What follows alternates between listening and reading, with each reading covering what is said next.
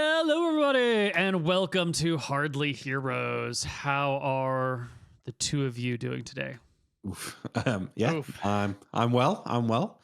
Nothing of too much interest to report, but I'm doing well within and without. I'm doing all right. Go ahead. Valentine's Day is tomorrow. It's a fake holiday that I am getting scammed into believing about every single year now. And if I don't, then I'm punished.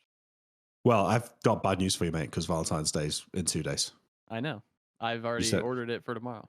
You just said it was tomorrow. Oh, we're doing it tomorrow. We do it a day early because it's fucking a bitch to get a reservation on the fucking day. And then it's everybody's out. There's so much fucking traffic. So we do it a day early or a day after. So this year we're doing it a day early. I heard the flowers on the fucking way for tomorrow and everything. So what? Yeah, you're whipped, bro. I'm not doing any of that shit. I think, well, going out tomorrow is probably fine, but going out for dinner on Valentine's Day is maybe like the worst day. That's why I won't do it. Yeah.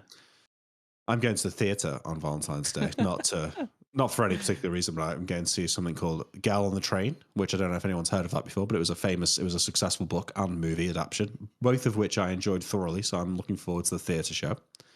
And then I've got a nice meal at a new bistro in town on Saturday. So I've got a nice little weekend planned for myself. So I'm looking forward to that. No lady? No, yeah, I'm going with France, though. Both of those things. Okay. But as well, today I was at a lunch, like a work lunch. Tomorrow I'm going out for dinner with somebody. I get another work thing, and then on Friday I've got another work lunch. So I'm doing well at the moment. I'm just eating at nice restaurants on the bill, like paid for by asset managers and consultants. Ugh, very nice. So lovely. Good times, yeah, it is. I've been making really good sandwiches for breakfast. We got some nice sourdough finally.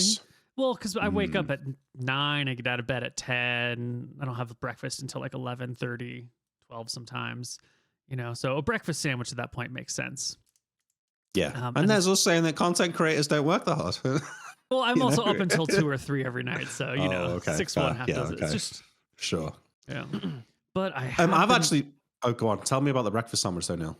Oh, I mean, the breakfast sandwiches have been fucking delicious. You get some grilled onions, some. Oh my god, I'm blanking on everything right now. So I get my nice sourdough, I toast it, and then I do a little bit of butter and then some Italian seasoning and garlic salt on the bread to make it, delicious. And then I will grill some onions and melt some cheese on top of it and get a bunch of sliced turkey and then just some lettuce. Keep it simple. If I'm feeling fancy, I might shred some carrots and add it on top as well. But that sounds nice. But I'm telling you that unless you're putting an egg on it, is it really a breakfast sandwich? Because that's my contention with this. That's just a sandwich. It sounds like a sandwich, yeah. That's a sandwich, yeah. It's a sandwich, but I'm having it for breakfast. Well, you're not, because you're having it at like 11:30. So that's his breakfast. Yeah. I'm breaking my fast. I have been making some nice breakfast sandwiches. Actually, it's a bit of a TikTok trend that I've catching up to like 5 years late, but it genuinely works. You've probably seen it where it's like you like scramble some eggs like in the like raw, and then you put them in your pan, and then you put the bread on top of the eggs, right? So now the bread is on and then you flip it over when the eggs are cooked. So now you've got 2 pieces of bread. The bread's dry in the pan getting toasted. The egg's cooked. You fold the egg over so it lines up with the bread. You put your fillings in. You fold that shit over, and now you've got like an omelet in a sandwich with like some meat in the middle, a bit of cheese, and it just works. So it works really well. People know what I'm talking about, and I'm endorsing it. It's good. It works. All right. Just do the eggs and then put the bread on. Yeah, I mean, you could do that, but it's satisfying in a way that, you're just not prepared for until you've tried it. Yeah, you're not ready for it. Kenji Lopez Alt did it recently, and that's why I tried it. Breakfast burritos. Oh, yeah, man. That is the fucking shit right there. That is potentially the best food. Yeah, it's fucking sick. I'm with you on that one. Fucking delicious ramen. I got like a big pack of ramen noodles from Costco the other day. And instead of just having the regular, nice spicy ramen, I've been throwing in like 3 or 4 green onions, chopping up onions real fine, toss in there as well, doing some whatever meats I have on hand, and some bell peppers, maybe some zucchini chopped up real nice, and with an egg as well. And you go from just like ramen to like delicious wintertime stew. So good. Oh yeah. Pimping out instant ramen is a legit strategy. Yeah, Yes. that's sick. Because to be honest, they are delicious. The good quality ones, but are they're great. just empty. Yeah, so you just need to put the extra things in there, and it's like a legit bowl of ramen, like like a 7 out of 10 bowl of ramen that you would get from a restaurant, which I think is pretty impressive considering how quick it can be and how cheap it can be. Because fresh veggies are extremely inexpensive, and ramen is inexpensive too. You can get like a really decent bowl for like $2 of ingredients. Oh yeah, 30 cents of heating. Yeah, nice. Moot, what's your food story? Come on. Trying to think. Oh, I have perfected my pizza dough recipe. Nice. I'm getting just 10 out of 10 pizzas consistently now. I've added more dough. I was doing like 150 grams of dough to get like a really thin one, but it just wasn't coming out to how I'd like it. So I was like, fuck it. Let me just do what people usually do of like 250 grams to 300 grams of like the dough. And holy shit, the pizzas are coming out 10 out of 10 now. They're so crispy that you pick them up. They don't fucking flop. It's got like the nice big like pizza fucking dough crust on the outside. What are you cooking it in the oven? It's called an Uni Volt. Oh, 12. You got an Uni, sick. Yeah, so it's the indoor pizza oven. Yeah, nice. Going I know what you mean. to have to do that shit. Yeah, for real. Sick. Are you doing like a cold ferment on the dough? Yep, I do a 3-day cold ferment on the dough. Oh my god, 3 days. Yeah, so I'll put it in there, sick. And then I'll make like 4 or 5 pizza doughs, and then on day 1, I'll pull one out, and Jess and I'll share a pizza, and then on day 2 we'll pull 2 out, and then we'll share it with other people, and then on day 3 that's like that's the day for pizza. That's the day. Yeah, and then 4 so and 5 you can kind of do it, a little yeasty, but yeah, after a week I don't use it, but yeah. What's your go-to toppings? And what are you doing for the sauce? Are you doing a raw sauce, like crushed tomatoes? Yeah, okay. I used to buy like the really expensive like $6-7 cans of like the whole tomatoes and stuff from like Italy, but one time I didn't have them, and we buy like organic tomato cans from Costco that are just diced. So I tried I tried one of those, and they were really good. So I've just been buying the cheap organic tomato cans from Costco, and I'll do that with just a bunch of seasonings, and then you just puree it up, and then it's fucking good to go. Some tomato paste, which I actually forgot to add last time. And what are you doing on the toppings? I just do cheese or vegetables. Recently, it's been cheese because it's just so fucking easy to do. If I do the vegetables, then I gotta sit there and fucking dice them all up, blah blah blah. But just grab and go. I like a cheese one, or it's a big vegetable pizza with green bell peppers, red bell pepper, spinach, onions, mushrooms. And I suppose I'll cook the mushrooms prior. If you're having pizza every day for like 4 days in a row, you probably want to be putting vegetables on that motherfucker. Oh yeah. But I will say, right, I think I might have said this before, legit the best pizza topping is this Italian soft sausage called Induja, which is spelled Nduja. Induja or mushroom. Fuck yeah. That's mushrooms are really good. They're like small. They're like, I don't know. It's like kind of like a personal pizza, each one that you make, because it's only so big. We try not to eat red meat because it's carcinogenic and not very healthy for you. So we try to stay away from all that. Oh, that's commitment. I've been taking Costco cheese pizzas and then just tossing on all sorts of delicious things to turn it into a much easier pizza than making it That's home. Another one. Yeah, pimping out. Store-bought pizza is also worth doing. Yeah, I used to do that all the time. I'm not a pizza snob though. I like a Red Baron pizza every once in a while, just like a shitty $2 frozen pizza. It's called Red Baron. Yeah, isn't that the name of like a fighter pilot from World War I? German fighter pilot. Exactly. Yeah. There's also Red Baron popcorn and a bunch of other Red Baron. Snoopy is the Red Baron. He's really diversified in his talents, hasn't he? Yeah, the Red Baron pizzas are good, and then I think I like the Tombstone ones the most. Tombstone might be a Midwestern one. I think I've actually heard of that. They're just like a dog shitty cheap. Like you can probably buy these for like $1 or $2 at the frozen area. Yeah, $1. I didn't even you could buy anything in America for $1. Maybe I'm wrong at this point because I haven't had it in like 6 years, but I'm pretty sure I used to go to like Walmart and you could get them for like a fucking $1 or $2. Fuck. Oh, talking about America. Wow, what is there even to say? Like you guys want to make the most of democracy while you still got it, because I'm not sure that shit's going to be around for too much longer with Elon going through the Their fucking whole government. It's crazy. It's blown me away reading some of the shit. And that press conference from the Oval Office yesterday, where Trump's just sat there like a little baby while Musk is the one talking to all the journalists. Crazy. Not good. Crazy stuff. We'll see what happens with the courts. A lot of stuff is being held up, and he's just bulldozering through, though, isn't he? He's doing it. We'll see. We'll see. Right. It's a crazy time. In other news, I've been watching Starcraft again. I watched GSL from last year, and I'm making my way through the Esports World Cup. There's some fucking good games in there, guys. If you ever used to watch competitive StarCraft, the Esports World Cup competitive StarCraft is actually like super good. StarCraft's great. I've loved StarCraft for a very, very, very, very long time, hence Greenzerg. And I actually think that Legacy of the Void had some of the best games of all of StarCraft. But the latest patch, by all accounts, kind of fucked shit up big time. I feel like I hear this every time. Like, you got tournaments where everyone's Protoss in the tournaments. Which isn't great. And I've been playing Stormgate, which that makes me about one of like 100 people, but I'm enjoying it. So I'm getting my RTS fix somewhere else now. I think I've finally moved on from StarCraft, I'm afraid. Yeah. I mean, that's how I felt for the last 8 years or so, 9-10 years. But it came back. I watched some random little clip of like highlights from StarCraft throughout the ages, and I knew all of the moments. I'm like, I was there. I watched that in person. I watched it. Holy shit, sick. This was good. And then I just found a recent tournament, and I just went straight to the finals, and it was gripping. GSL finals, of course. Yeah, we watched some when you were at mine as well. Yeah. Yeah.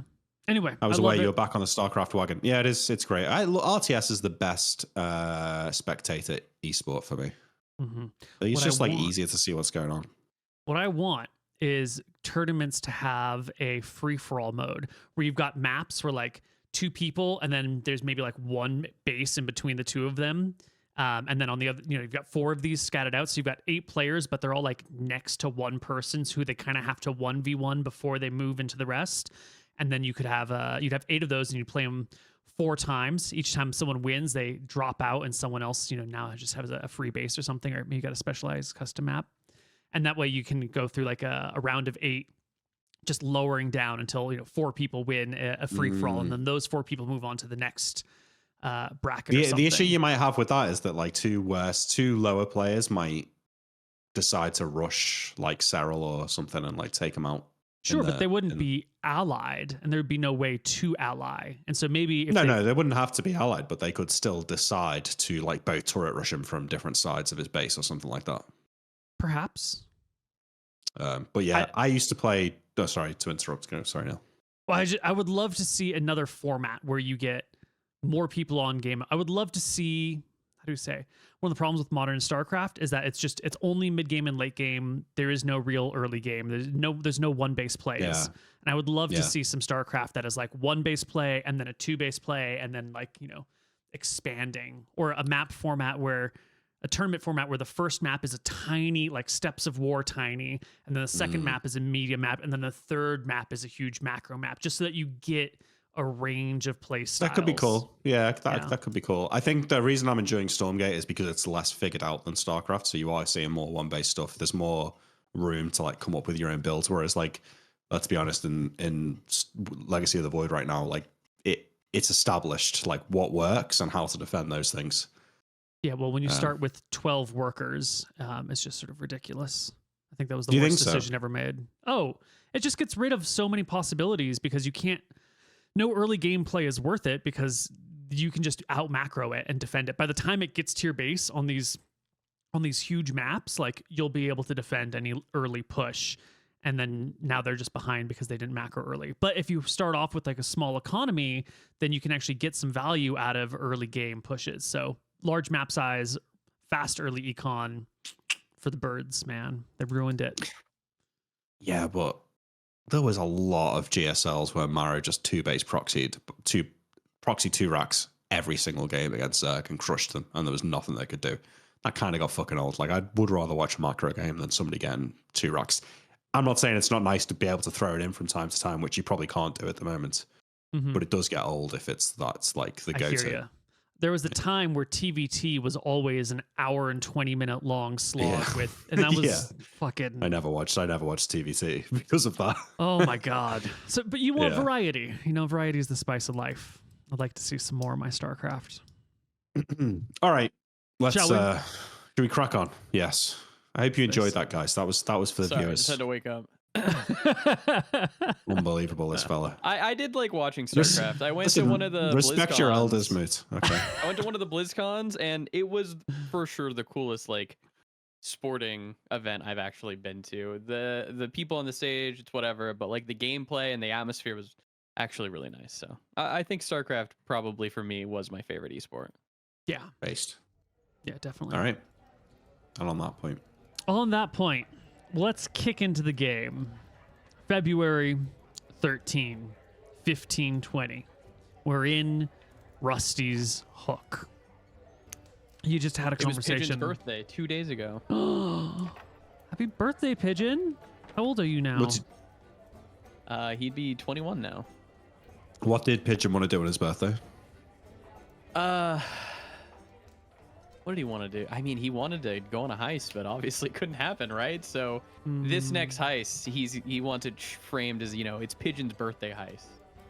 Did he not beat a homeless person to death in an alleyway on his birthday just to get his kicks? He's not a psycho, man. No, we're delaying the birthday celebrations until after the. Okay, we're delaying it. We're delaying it, yeah. And there's also not a lot of homelessness in Stromheim, guys. There's a lot of free buildings here.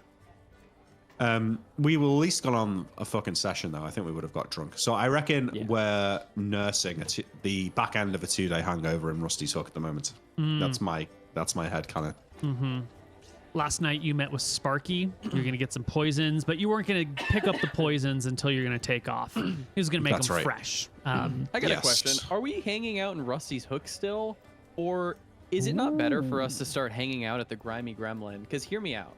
If we hang out at the Grimy Gremlin, Pigeon can sometimes get lip reading checks and stuff, and people can come to us and give us tasks. Versus, if we're hanging out at the Rusty Hook, we're the top dogs, but at the Grimy Gremlin, it's more of our level. I think we have to split up because there is still benefit in being seen by the masses.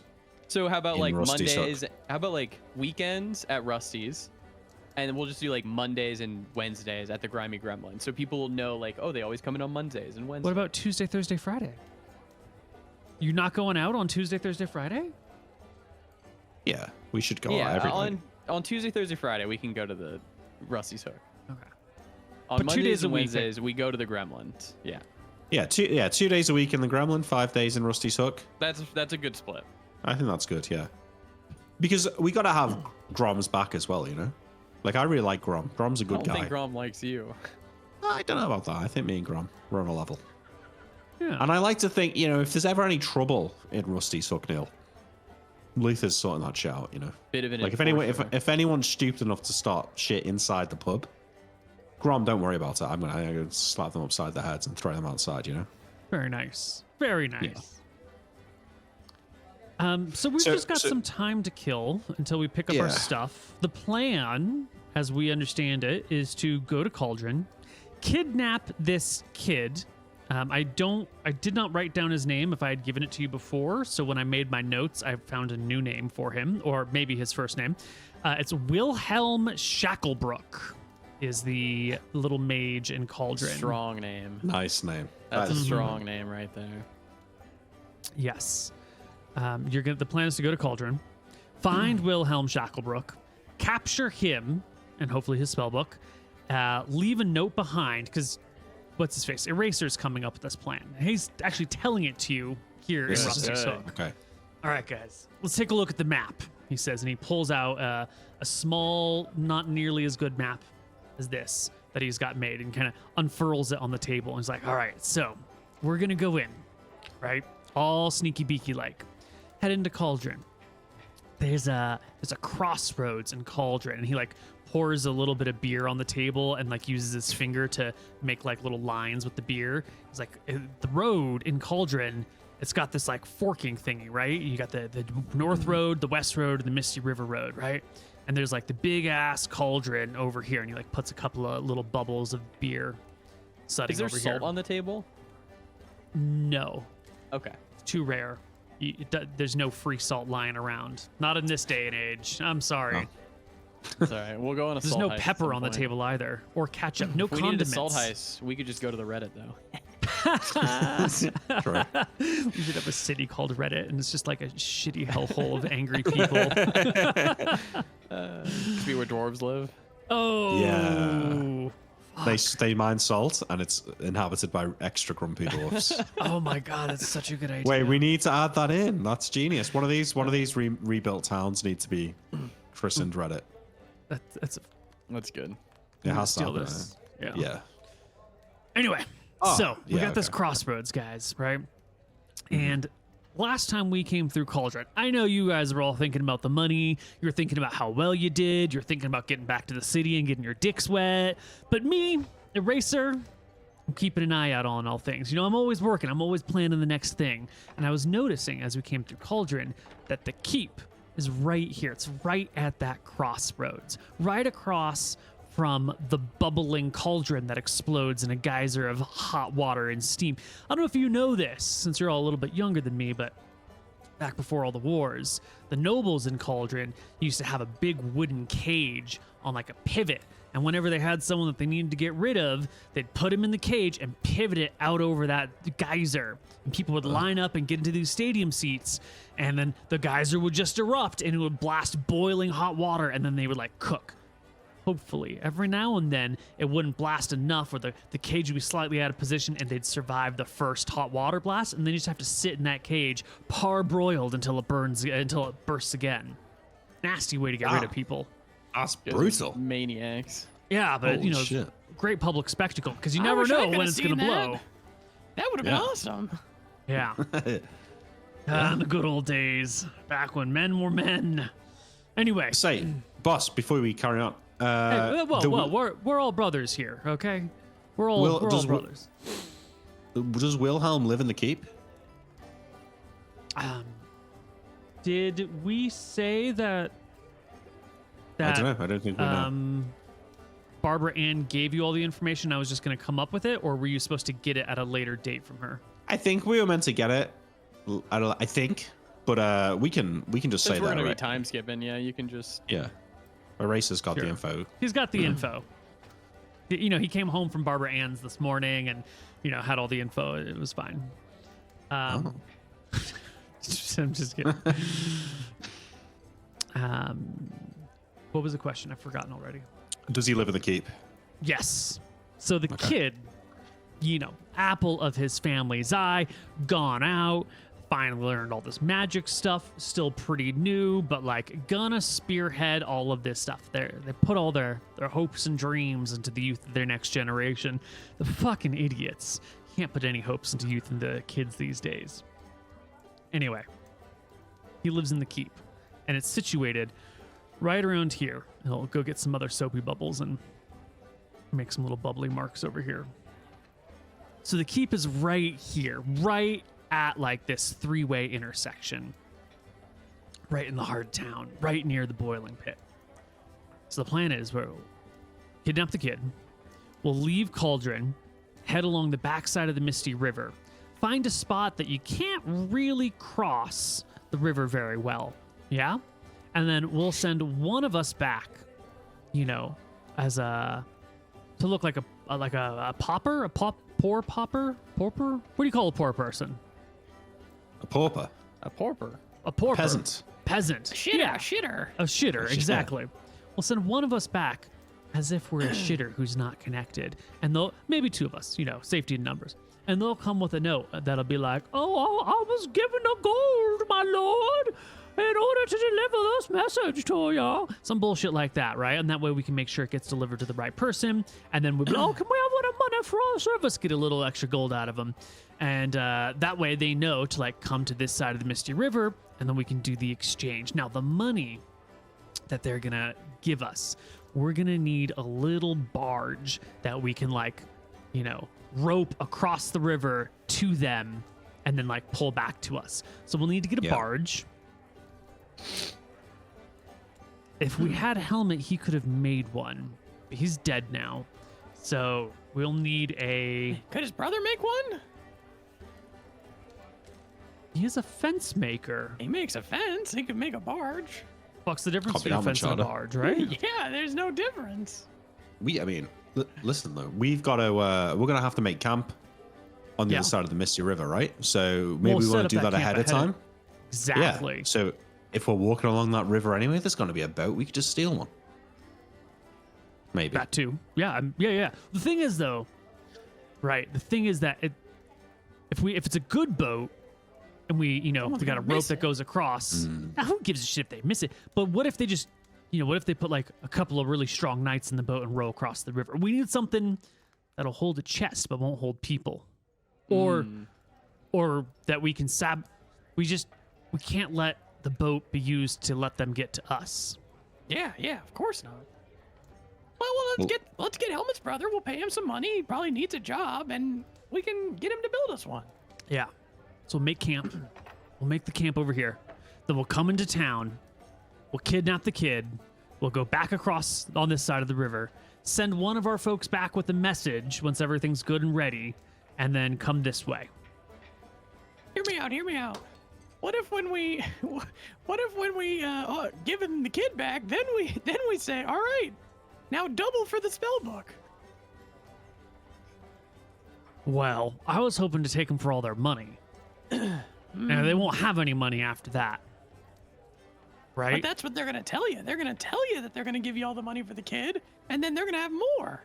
So that's when we hit them with the spell book. If you want it back, it's double. That's a good point. How long are we going to wait? I mean, it's not always going to be straightforward for these people to get their gold together. We'll take gems, we'll take true. jewelry, a magic That's item. one thing. Barbara Ann was going to tell us the right price to ask for the ransom. Yeah. Because Well- we need to know how much money they've got, how much they're willing to lose, and that kind of thing. Did she let you know? She did let me know in the future that we haven't gotten to yet, but we're doing it now anyway. Good. The family centered in Stromheim, all their wealth here in Stromheim. So they'll need the message, and then they'll need, 2 days to Stromheim, 2 days to get the money, 2 days to go back to Cauldron. They'll need about a week to collect everything. So maybe we should give them 2 locations. The first location is a false location. We say meet us at Mirand Lake at this place at this time with all the money. Or maybe we'll just say we'll give you directions in 1 week. Take a week to gather your money. Boss. If they're in Stromheim and all the money's there, that's where we want the money anyways. Couldn't we get another gang to be the middlemen? Oh, Tell me more. Pitmen. Tell me more. We could get the pitmen to be the middleman, and then when the pitmen confirm to us that they've got the money, then we could just give them the kid. But they're gonna wanna trade the kid and the money at the same time. You would think so. And then we gotta but give the maybe pitmen this a cut, happened. Yeah. They're gonna want half for doing the deal. Yeah, Going back all to right. what you were saying before, Eraser, concerned that maybe they then use the boat to come back across the river with their knights or whatever. Yeah. What if we build, right, on the front, since we're building the boat, we could put 2 pieces of wood that stick out perpendicular on the front of the boat, one to the left, one to the right, and then we could tie a rope to both sides of that. So there's 2 ropes coming down. So if we want to pull a boat, we pull on both ropes at the same time. But if the knights start trying to come back across, we could go like this with the ropes, and it would topple the boat and knock them into the water. And then knock our money in? No, because at this point, we've done the trade, we've got the money, we've given them the kid. The boat goes back over with the kid, right? The danger is then that all of their knights get in the boat and come back across. I was just gonna fuck leave us the up and take kid. the money back. I was just gonna take the money and leave the kid on the other side of the river and make them walk around to pick him back up. Yeah, that's smart. Yeah, we'll do that. Okay. We get the money first, and then we give him the kid. Get the money and then just leave the kid and just fuck off, and they'll We take a figure it spell out. book.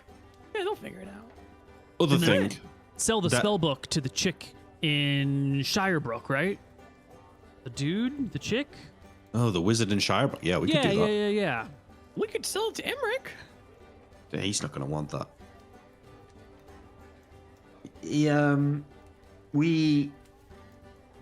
Those woods. What's in there? Is it dangerous? We're going to be camping there for like 2 weeks. Well, We'll bring our bodyguards. he says checking his Encounter table. proficiencies. No, I know the woods are dangerous. We don't need to show the encounter table. Oh yeah, your racer makes his folklore check and goes, well, the Wispwood is a hellish place. Let's not go to the Wispwood. But if we hug the Misty River, we should be able to like skirt right on by it, hopefully. Okay. And if we see any trolls, it's nice having a halfling in the party because we only have to outrun the halfling. That's a good point. That's actually fucking genius. Yeah. Okay, but what about when we're coming on our way back with all the money, right? Yeah. How are we gonna get back safely? All right, so we need 2 halflings in the party. Wait, why? So one can get eaten on the way out, and another gets eaten on the way back. If we run into Well, trouble. what if they're going to know we're from Stromheim, right? What if when we leave with the money, we circle back around and go to Thornwood and then catch a carriage from Thornwood back to Stromheim? Because they might try and head us back off and get back to Cauldron ahead of us and try and get the money back. Because they undoubtedly they can beat us in a fight. So Yeah. if they've got their kid and we've got their money and they know we're going back to Stromheim, I mean, Here's the plan. When we get the money, we go to Thornwood and we stay there for a few days. During that time, we'll have a pre-negotiated contract with our friends at the What's the gang below us? Not the Pitmen, but the Demon Slayers. with the Demon Slayers, where we'll contract them a few hundred gold to bring a carriage and 4 guards and meet us in Thornwood, and then they'll bring us back. That We could get work. it full change. You know, we're paying for security here. They're going to want more than 100 gold for 4 guards and a carriage. That's fine. Well, they're probably going to ask some questions, right? Like, who Yeah. are you? Why are you doing this? We got a good relationship with them, but We got a great relationship. We'll give them a good amount. We'll give them a good deal. We could also go straight to Shybrook from Thornwood. Although, depending on how much money we're carrying, that might be a problem. I think that we should be in a carriage and having guards because we're gonna have like a few thousand gold here. Well, we might be able to just do that in Thornwood, though. Like, back in the day, that wouldn't have been an issue, getting a carriage in Thornwood to take That's us. true. We could just get a carriage in Thornwood, hopefully. yeah, I don't know about these days, though. Yeah. Right? Like, back in the day, not a problem. These days, you're right, though. You guys are both making fucking excellent points. The weight of the money is going to slow us down, and we're going to be in the woods, so it's going to be hard to move it around. What about this? What if we get the money, we abandon the kid, we then go off a little bit, bury the money on the far side of the river somewhere that we know, and we mark it really, really well, and then we escape back to Stromheim or down to Thornwood on foot. That way we're not slowed by the thousands of pounds of gold and silver and gems that we're carrying, right? And we come And back then- another day. We just come back another day and we get another little boat, and then we can just cross the river, load up everything, come back, and then we'll get a carriage from Stromheim, bring it to the ruins of Misty Rapids, boat over real quick, get everything in, and drive it back. A different day, nice and safe. That way we can make it a fast escape. We can even have our hole pre-dug. Yeah. We go pre-dig a hole, and then when we do it with the deed, we go put it in there, we cover it up, Yeah. we leave, we go to Thornwood, or maybe we go to Shirebrook to go sell the thing, and then Yeah. on our way back, we'll come and grab it. Yeah. I don't think we should pre-dig the hole, right? I'm just suggesting, what if a goblin finds the pre-dug hole? Might come back and check it later. But it takes hours to dig a hole. And they're going to be looking for us. We can All right, always we- cover the hole We can up. pre-dig But the it- hole and cover it up. Yeah. And if someone finds it, we just move the hole. Like we dig a new hole, and then we're in the same boat as before. Yep. How do you know they found it? Well, because we'll put a tarp over it and shit, and that way if someone falls in it, Okay. cover it with leaves. I don't know. How hard is it to Yeah, make okay. traps? I'm just worried. I heard that there's goblins in these woods, and they can be crafty little fuckers. Yeah. So, yeah. Yeah. I'm not worried about a goblin. Wait, you don't know anything about goblins. I read a book. I spoke to a guy in the pub who'd read a book about goblins once, and he had a lot to say about. They're not as stupid as you might think, you know. This guy, he lost his brother in a fight with some goblins. They ambushed him. They're smart enough to lay an ambush. There's half of our fucking group here is not smart enough to lay an ambush. I'm not naming names. I'll look over to where Helmet used to sit, to where the halfling sits now. You can't see him over the table. He's too low down. We have to do his introduction to the party as well. He needs to pass the tests. That's true. Yeah. Well, that might be still on. I'm happy with that. That could be on the back burner for now with the halfling. Yeah, I'm happy with the plan. I'm happy with that plan. Okay. Now, we need to know who's going to hand the message off to the nobles. Who are we going to send to do the, like, I'm a poor person? The actors. Nick's got to do it, and he doesn't have to have negatives because he is a street urchin. I can do it. Yeah, you and Pigeon. Pigeon will come with you. He won't be next to you, but he's going to be like your security if something goes down to shank a hoe. But also, we have to get the kid first. Sierra nods. You two are definitely the best suited for doing the peasants' jobs. Thank you. I'm very good at it. Okay. Well, it sounds like we've got a plan. So, I guess, let's see. What do we need to do? We need to get supplies. We need to go and see Helmet's brother and get the boat built. We'll have to come with us to build it on site, right? Oh. Yeah, we're gonna need to set up for like a week out there. Yeah. We're gonna need like maybe a tent or something. Yeah, we'll need camping supplies. Yeah. Should we bring one horse to bring all of like the supplies? Okay, one horse for supplies, yeah. Yeah, one horse.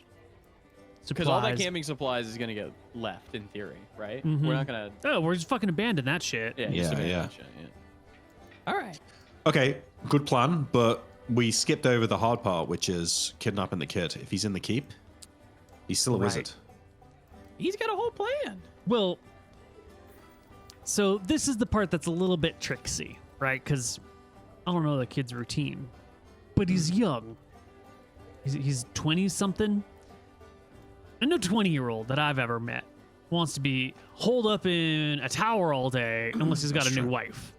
That's true. Right? We should get Lemon to seduce him. He sits back in his chair. He's like, hold on. Now that's an idea. Pigeon. That's a good idea. I'm an ideas guy, sir. Now, Lemon, she's a fine thing. But she doesn't speak with the air of a fancy-pantsy woman. Not that she needs to. You know, young men, dumb as bricks. You know, 2 brains, they only think with one of them. Yeah. It's never the right one. So what we need, we got to take Lemon to Cauldron. Find a way to introduce the 2 of them. And if he's with some bodyguards or something, find a way to just like distract them or get in their way. So that way Lemon has an opportunity to make a move on this kid. Get her a room somewhere, have her spin him a tail. Yeah, because it's good that it's Lemon, right? Because we don't want him taking her back to the keep. It needs to be someone who's not so fancy so that he's willing to, you know, go somewhere else to do the deed. And then wherever she brings him back to as an ambush. Yeah, but word of caution, to hear Barbara Ann tell it, this guy's basically a celebrity out there, you know? He's going to have women all over him.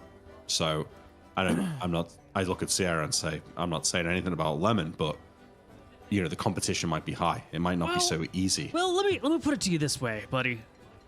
You ever seen, like, a 10? Like a hands down, you know it in an instant, a 10 out of a 10 hanging out at a tavern, right? I don't know that I ever have seen a 10. I'll give you a 9.5, though. Yes. Okay. I've seen an 18. When you got your 9.5 or your 10, who comes up to her? Fucking nobody, because she's out of their reach, right? No one goes up. No one even tries with like the apex, right? So this kid, fancy noble kid, might be a celebrity, but it's just a fucking bunch of commoners. What commoner would ever hit on a noble, especially a common woman hitting on a young lord. Well, this guy's never been hit on before, right? He's never been in this place with these hoes, you know? Good point. Yeah. I mean, he's a fucking indoor nerd, right? He plays magic, you know, or does magic for fun. He's probably never touched a woman before. And Lemon, she really does have an air of, confidence about her. She really is cool. One of my favorite things about Lemon is that she is not afraid to tell you what she wants. Oh yeah. That's a powerful and attractive thing. That sort of direct. Okay. I'm on board with this plan. I mean, it's a lot less risky than trying to sneak into the keep. I love that it offloads risk. Sneak in. Mm-hmm. The only problem is if he seduces her and brings her back to the keep and takes her, she could just change sides. No, she's not gonna. We've been paying her good. Nah, mate. If she's... Yeah. Erase is right. If she thinks she's in with the fucking Lord of Cauldron or whatever, the wizard there, she'll drop us in a heartbeat. Okay, No offense, Sierra. We gotta Percival give her nods. a reason. Sierra's like, I give know. her a reason to come back then. Well, you're right. We should throw, before we tell her this plan, we should throw like a lemon appreciation party, you know? Yeah. We've been good to her. She's been good to us. She watched over the things while everyone was gone. We When's should do her something birthday? special for her. Her birthday is...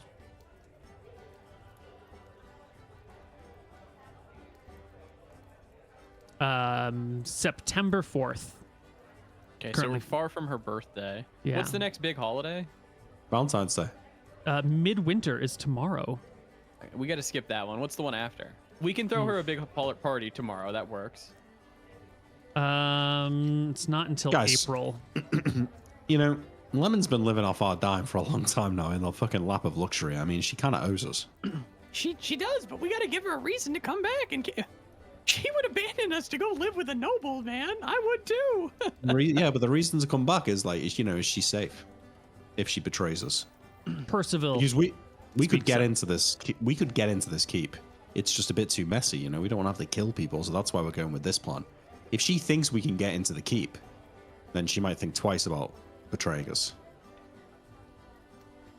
I've known a lot of women like Lemon in my day, says Percival. One thing that holds true is they're climbing that ladder for their own good. And I think we all know no young lord is going to end up marrying a common woman like Lemon. We just got to impress upon her that whatever he's offering her is short term. And as soon as the family finds out, Yeah. you know, he might be the big dick out in Cauldron. But if He's they nothing see here. her, yeah. Okay. But we should So- give her a party. We can throw a party for her before we explain the plan, but let's not debase ourselves here, okay? There's plenty of attractive women in this city that want to be part of the thing we've got going on here. Everyone that nods many in would ban agreement. you. Yeah, of course. All the attractive women would love to be involved with this party, 100%. Oh yeah. That's the one thing we can all agree on. Absolutely, says Yeah, of Percival. course. Sierra leans back. I'm beating them off all the time. Eraser nods his head. Absolutely, 100%. We're really. It should be them beating you off, really. Everyone has a Okay. nice chuckle. Okay, so we gather supplies. We got to relay the plan to Lemon, and we've got to go and get Helmet's brother on board. That's easy. Yeah. Easy. Okay. Should we split up into groups of two? Sort Well, this what- out over the next few days? Eraser points at the two of you. Why don't you two go deal with Helmet's brother, since you already, saw the family and everything. Yeah. Sierra, you organize Lemon's party. Percival, it's probably a little bit too much to ask you to scout out a location on the other side of Misty Rapids, but why don't you take a carriage down the Misty River and just see if there's any weak points, any crossing points that we should be aware of, so we can figure out where to do all of this stuff. I got to Carriage deal with the boy. halfling, and You we'll all deal with meet the back up. halfling, all right, sir. Yeah. Well, we got the plans, we got the rituals, I gotta get everyone No, on board. absolutely. Okay, I like the plan. Is everyone cool? I look at good. it across the group. Everyone nods. Percival's happy being the carriage bitch? Yeah. Okay. Doesn't In want that to case- organize Lemon's party or go talk to the No. family of a dead former ally. Yep. Yeah. All right. Well, for tonight, let's finish our drinks. Let's enjoy it. And tomorrow, we get to work. Okay. To steal Team 6. To Cheers. steal Team 6. Okay. And on that lovely note, why don't we take a short break? All right. Hello, everybody. Welcome back to Hardly Heroes. We're talking about throwing a big street party. This Lemon Appreciation Party is expanding in scope. It's no longer just, make Lemon happy. Now it's a full-fledged street fair. Well, fest. that might be what Pigeon wants. But That's right. it's up to Sierra, actually. He That's knows true. what Lemon wants best. Well, why is it up to It's- him? I know what she wants. Because we're in charge of Helmet's brother, Pigeon. Oh, you don't know yeah. what you don't know what Lemon wants. She Ain't- loves me. Come on. You gotta I've watch never that met a Mel man that Gibson knows. movie before you figure out what the Lemon wants. That's true. Yeah, I don't know a man in the Alright, city that knows well- what a woman wants. Let's go. Let's go deal with this loser. Hey, he's a nice guy, you know. You shouldn't talk about him like that. Nice He's not a guys loser. finished last. Sure, but it doesn't make him a loser. He's He's not a a guy loser. you can't hit, but he's almost a guy you can't hit. Yeah. Yeah. right, well, anyway, let's- so I like his it- wife more. you like everyone's wife more. You're a little fucking pussy hound. You know that. Oh yeah, Pigeon. big time. And they Yeah, love me. The ladies love me for some reason. That's been a big shock for me actually. In all the things that have happened in the last 2 years, that's the one that shocked me the most because I didn't see that shit coming. I'm blessed by Yes. Jigsaw, if you know what I'm saying. Give you a wink. I can. Well, listen, I know. You've got no secrets from me, kid. I was there. Your whole life. I've seen you at your lowest, and I've seen you at your peak. So far. I haven't peaked yet. Well, no, but so far. Can I, Maybe if we steal Imric McGarry's crown, that'll be my peak. can I just say Well, the someday. worst part of the Game of Thrones adaptation is when they made Podrick such a rock star in bed that all Yeah. the whores gave him money back? Yeah. That was Wait, did that ridiculous. happen? I Yeah. don't remember that. That's That crazy. Yes. happened. Yeah, that was Yes. stupid. It's That's literally the stupid. worst part, and I'm including the last season in that. Just downright atrocious. That's crazy. Your opinions on the last season are invalid, I'm afraid, Neil, after previous discussions. I have gone back since and rewatched Game of Thrones. It has modified my opinion a little bit. Well, that helps. But I'm Yeah. afraid some things can't be. Some wounds can't be healed. So I stand by individual episodes taken out of context are very good, but as a whole, it's downright atrocious. Dog This- shit. Dog shit. And if But if you my just wanna grandmother see had a wheels, city- she'd be a bike. All right. All right, Mr. Carbonara. Okay. You What was go Helmet's off. brother's name? Boots. Poncho. Bootsy. Oh yeah, it was Bootsy. Bootsy. I was joking, but yeah. Oh yeah. All right, let's go and see Bootsy. And as we're walking to this is the next day. So we're finally over our 2-day hangover, but now unfortunately we're hungover from last night. So it's a continuing struggle, okay? As we're walking over there, first off, Pigeon, before we go and speak to this guy, it's a long walk. Can we go and get a kebab, please? I don't wanna go over there. What do you mean? You always liked Rajas so much, and I think it's fine, but I don't want to go over to Copperhead territory. We don't have to go to Raj's. There's one on the way. I'm gonna get a pizza. Fucking pizza. You get what you want. I'm getting a kebab. Let's go and get some food. We can agree on that. Yeah. So as get food. we cut forward. We're now eating I'm eating kebab. He's eating a pizza as we're walking down the street. Oh yeah. And I I'm say, eating pizza "All right, on a stick. let's try and be nice to him, okay? Let's just try and be nice to him. I was nice to him last time. I know. I'm just saying, let's just keep it up. Well, how much are we paying this scumbag?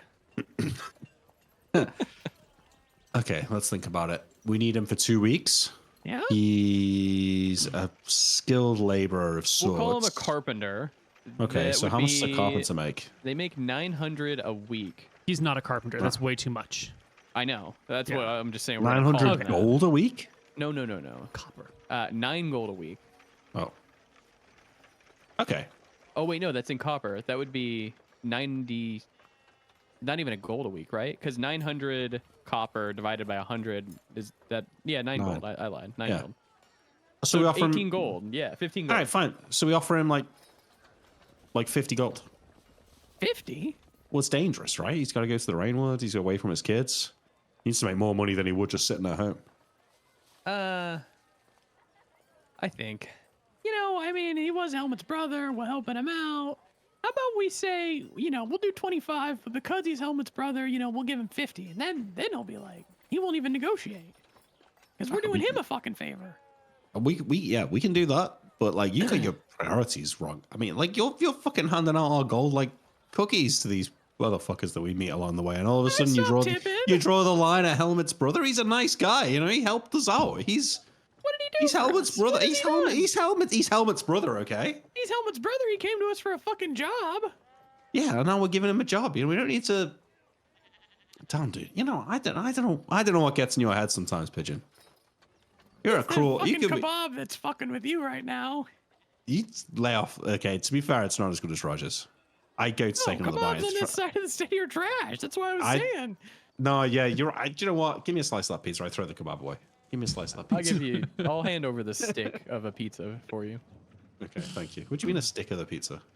It's just a stick, and then they put pizza slices on it, so you can transport it. Wait, really? That's genius. That's what they do. Yeah. What? That's what they're doing in this city, Neil. Okay? That's crazy. That specific restaurants. Wait, I don't understand what you're trying to. They slice it into slices, and then they take them all on a stick. Yeah, because they're not going to hand you a big box of pizza. They just because they don't have cardboard boxes. So it's slices of pizza on a skewer that just runs through the middle. Yeah. Yep. And then you hold it, and you'll just take it off and like eat it. You know. It's genius. You can't. It's got to be crispy. It's got to be a solid base. Oh yeah. Otherwise, the whole thing would fall apart. They're smart there. I'm telling you, that's a good pizza place. Give me that stick. Small personal pizza slice sized that you chop up. Yeah. I'll give you not these like 2-foot diameter. No, suckers. This is actually pretty good. It's genius. This is pretty good. Okay, we'll say we would usually pay 25 gold, but given that he's Helmet's brother, and we're helping him out, you know. We'll offer him 50. Okay, fair enough. We're trying to keep how that much kid. time? 2 weeks. Like 2 or 3 weeks. Oh no, but it's longer than 2 weeks. Yeah, it's like 3 weeks because he's got to travel down, which will be a few days.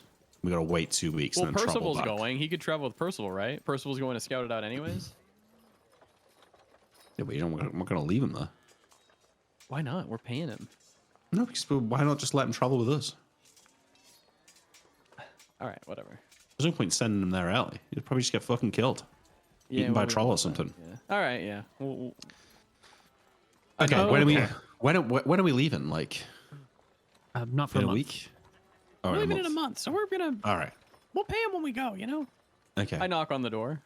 Yep. All right. Let me do the talking, Pigeon. No, I'm smooth with it. Today is Sunday. It's Midwinter. It is a holiday. Oh, we got to drink again today then. Yep. That sucks. Another day. I hate that. Yeah, I hate we have to drink today. Wait. Listen, man up. Okay. Someone's got to do it. Someone's got to do this fucking job. People say, by the way, that our lifestyle is easy, but it's not easy. It's Amongst not. all the other things, just drinking in the fucking pub every day is bad enough. It's tiring work. It is. Yeah. You got to have a real skill for it. An iron belly, you know? A constitution of a coming up to dwarf. us, begging for jobs. I'm tired of it, man. Yeah. No. You know, this is what we always wanted. I know, and now the crown is heavy. Oh shit, wait, they're coming. The door opens, and all sorts of pretty lights are shining out from inside. There's like pine cones and little boughs of pine trees that have been like touched up all over the place because it's midwinter. I'm just going to tell you about midwinter so you have some context for what these people are doing here. Midwinter is on February 14th. It is when the 5 gods of misery come clawing at your door during the coldest time of winter, which is also right about now in the real world.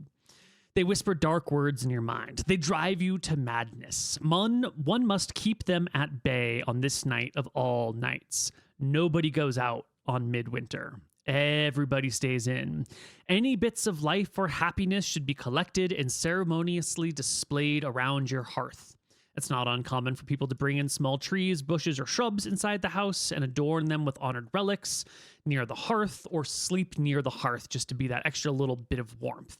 It's one of the high holidays, but it's not like a fun go party holiday. It's like superstitious, death is coming for you. Everyone bunkered down, put on anything that could bring you happiness or life or smell like good things, and cozy up inside. So it's still in the middle of the day. People are hurrying around doing every last little thing that they need to do. But as the day gets longer, it's going to get quieter and quieter in the city. It's an auspicious day of all days for two thieves to come knocking on this door. And when it opens and you can see the boughs of pines and the little candles, and you can smell the potpourri that's been heated in the other room, the man, Bootsy. That's Bootsy. Looks at you. He's wearing his nicest clothes. He's wearing this like green jacket with all of these like little silver embroiderments along the sides. He's got a nice fancy hat on, and he looks at the two of you a little bit stunned. Hello. Please come in, he says, and he motions through the door. Thank you, Bootsy. Come on, kid. I would like to say, I told Nick this in private. I told him, I'm going to bang this guy's wife. And he said, you passed the check. And that is true. I did roll a check, a wisdom check. So I'm not going to go after his wife. But I'm not going to let you bang his wife. I'm not going to let you do it. Okay. I'm going to call a stop to that, because that's not. Well, I passed the check. It's over. I'm not going to bang his wife anymore. But I was going to try. Thanks for inviting us in, Bootsy. We got something we want to talk to you about, actually. We got a job. Yeah. We got something maybe you can help us out with. That's so great to hear. I'm really excited. What's the job? All right, well, let's go. Let's sit down, because we need to explain it. Yeah, you have food? He brings you into the living room. You can hear some sounds from the other area. His wife comes out shortly. Their daughter comes out. The wife does not look happy to see you, but she keeps it quiet. The little kid comes waddling over towards Pigeon's knees and goes, "Ooh, shiny things?" I picked the kid up and put him on my knee. What you doing, slugger? What's your name? My name's Misty. I do the classic sketchy uncle thing with a silver coin behind his ear. Oh, fuck. I was literally going to do it with a platinum coin. You missed your chance. No, he doesn't deserve a platinum coin. She... Squabbling. Well, hang on.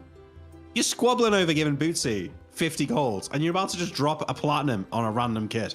He's got a soft spot. You need to sort your priorities. You need to sort your priorities. I've had a soft spot for kids in every campaign. I give the Misty the silver coin, and then I say, me and your dad have got to talk business. Go on, go and play with your sister, wave or your Misty brother, over or to whatever. me, and I'll pull out 2 platinum coins, and I'll do like the trick of like where I put it like behind her head, and then I'll go like this, because I have 17 decks. You have 17 decks. Watch this roll. Oh. Huge, way better than whatever you did over there. Mm-hmm. And then I'll do like the coin where it like goes up like the hand, and then I like bring it back, and then I'll hand her the 2 platinum coins and tell her, "Merry Midwinter." 2 platinum. I internally gasp, but keep it together. The Okay. DM and me needs to make a small note here that what you're doing technically is a prestidigitation check. It's a non-weapon proficiency, and since you're unskilled in prestidigitation, you would add half your dex to the roll, which makes that a 20. I'm so sorry, MrMouton. That's all right. The adults in the room can see what's going on. It's a kid. The kid probably, you probably get a +2 for trying to fool a kid. Oh, perfect. Then she, the kid falls for it. But just as a point of order, we are a rules-based society. That is a prestidigitation skill.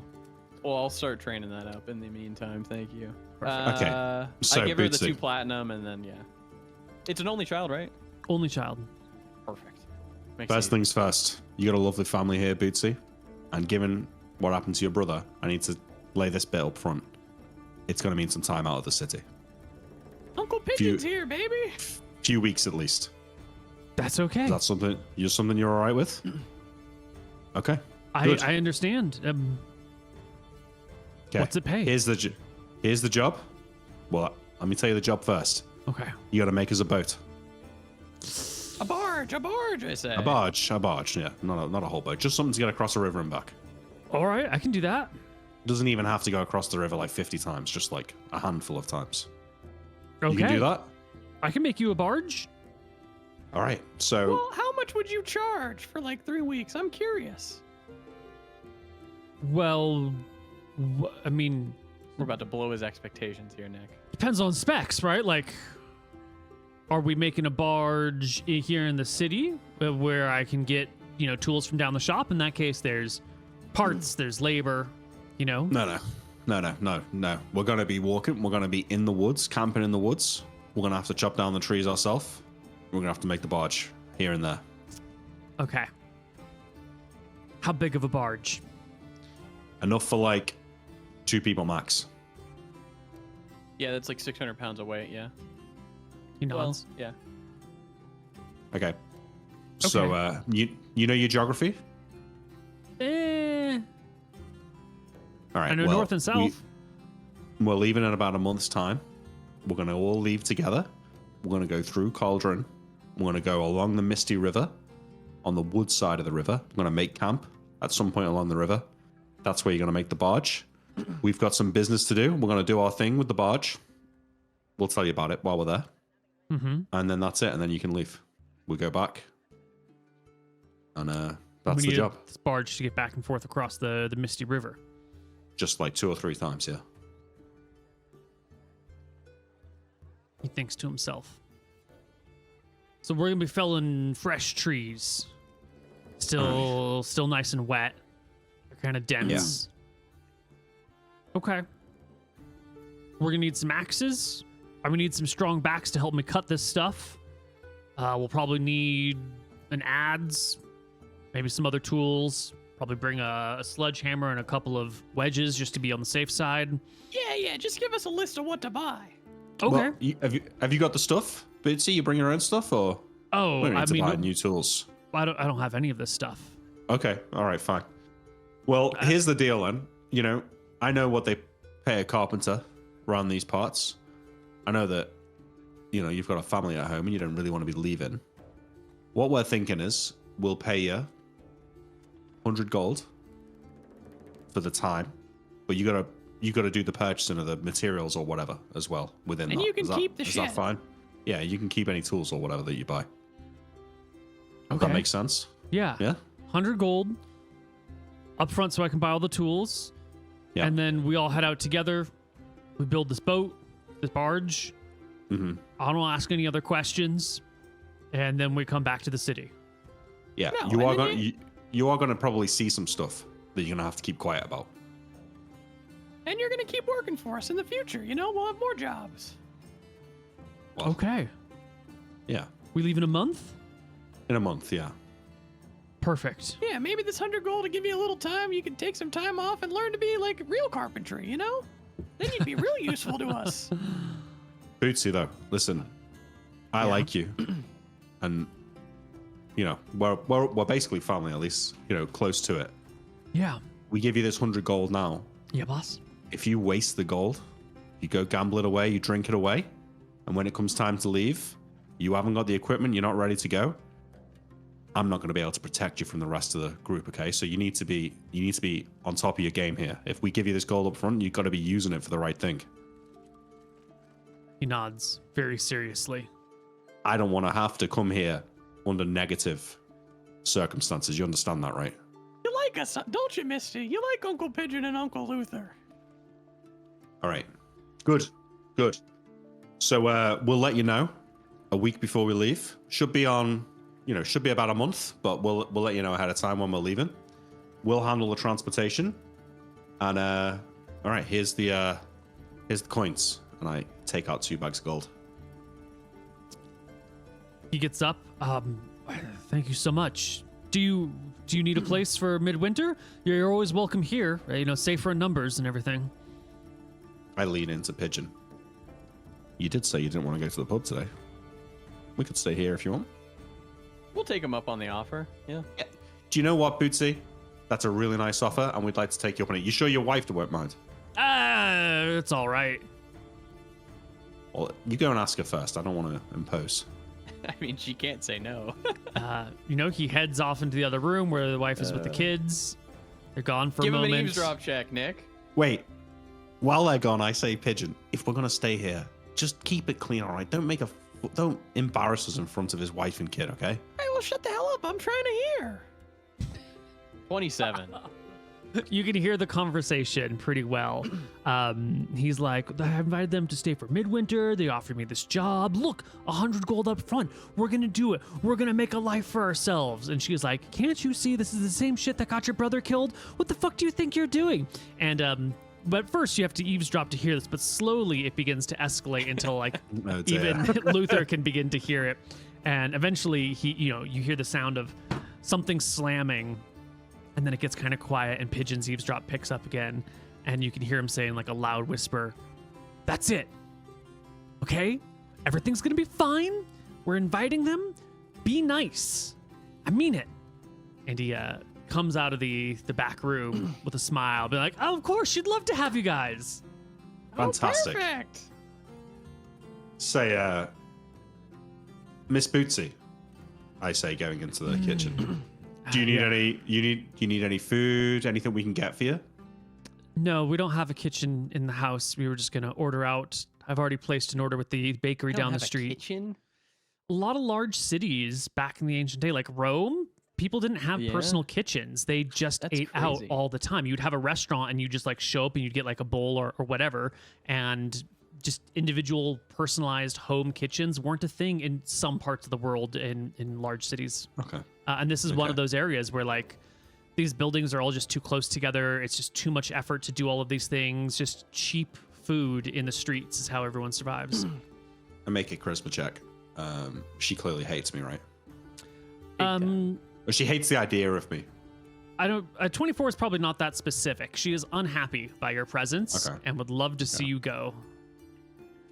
All right. Well, we've said we're going to stay now, so I will. I feel like Pigeon doesn't care. If Bootsy dies, Luther's going to feel awful. No, Pigeon would care. I would feel really bad. I would feel pretty bad too. Yeah. So I'm putting that out there now. If we're staying for Midwinter and we're going to actually get to know his family, I'm going out my way to keep Bootsy alive because for me that makes him, family. I agree. I think we should treat this family very well. Okay. That's why Pigeon's playing up the uncle thing. He's not going to be the one who wants to go and kill this guy if this guy blows the money. I think that would probably be. Yeah, but I don't even think anybody would do it. I think it would just be cut off from jobs. I feel like we'd have to maybe not kill him, We'll but see. Yeah. slap him around a bit. I'm gonna pull out this is business. I mean, you got to maintain a reputation. Because I'm bringing it with me now. Yeah, I would have brought it for this. Fuck it. And I'm gonna pull out. I'm gonna kind of open it up, and I'm gonna ask the lady of the house which ring she would like. There are. I couldn't. No, please, or a necklace if you'd like. 2 fancy necklaces in there, 4 fancy rings, and then there's 2 ornate rings. No, I. No, please. I insist. She looks There's uncomfortable. Also 8 pieces of miscellaneous jewelry, which are 5 gold each. Yeah. She looks very uncomfortable, and you can see Bootsy like nodding enthusiastically, like, "Come on, sweetie, play along." And she looks over the jewelry, finds the simplest, saddest, cheapest thing that you've got in the pile, and says, "Well, thank you so much, Mr. Pigeon." Oh, good choice. That one's my favorite. She'll take it. And then she'll put it up on the mantle where you'll see that anything of interest or value, anything that sparks joy in their entire life has been brought into the living room and sort of spread around and sort of like, this is the shortest, worst, crappiest day. It's not the shortest, but it's the coldest day. Gather all of our stuff together. I reach into my pocket and I pull out a belt buckle. And I say, since we're celebrating together, and I walk over to the mantelpiece, do you mind? Please, tell us about the belt buckle, says Bootsy. Well, look, is the kid here? Yeah, the kid's playing with some coins over, 15 feet away. me and Pigeon here, we was traveling near Fortune, and one day late in the afternoon, we came across a carriage stuck in a ditch. Its wheel come loose, and these fellas, they asked us for a hand. I wasn't born yesterday, but a man such as myself, I can't leave a man in need, you know? So I jumped down off my horse, gave the guy help with his carriage, and would you know, the fucker pulled a knife on me. They tried to kill us on the road, and well, we won that fight. But we did make some friends with some of the survivors, but this buckle belonged to the guy who shanked me. Miss Bootsy says, and that's a totem of joy for you? That's a token of happiness, of life? Well, yeah, it reminds me of a day I cheated death. Everyone nods, understanding. We're putting stuff up there. I'll reach into my my side and I'll pull out my magic dagger and I'll kind of like stick it into the mantle place. And I'll say, well, this is my first magic item, everybody. Everyone gathers round. Bootsy picks up little Misty and holds her close to the dagger, being like, Misty, look, it's a magic dagger. And Misty immediately reaches out to touch it like a small child would. And Bootsy just like pulls her far enough away that she doesn't hurt herself. Pigeon's such a flashy fucker. Got us out of a lot of binds. It helped me. I actually used it to try to save Helmet. Let's not talk about that. I sigh. Didn't work though. I put a hand over you on your shoulder. It's all right. You did what you could. He gets quiet again. I think that Press is like, how? Well, I threw it at a mimic. So, cold winter we've been having, isn't it? I tried to sacrifice my magic dagger for him. Cold winter indeed, says Mrs. Real brisk out there. You know, there's been some ice on the streets. Yeah. I almost took a tumble the other day. Say, Luther and Pigeon, but before it gets too dark, do you think you could run down to the bakery and pick up all the things? It's under my husband's name. Just of 7 course. shops down on the left. I grab my magic dagger, put it in my pouch. Yeah, no worries. No worries. Yeah, we'll be back soon. Sure. You guys head off. You can come back. As we get out, I say, do you know what, Pigeon? Actually, you're doing a good job. I know it's hard for you to keep it. You're not used to hanging around normal people like this. I don't blame you, but you're doing a good job. I'm exhausted. I know. But we'll eat, we'll say our pleasantries, and then we'll be on our way.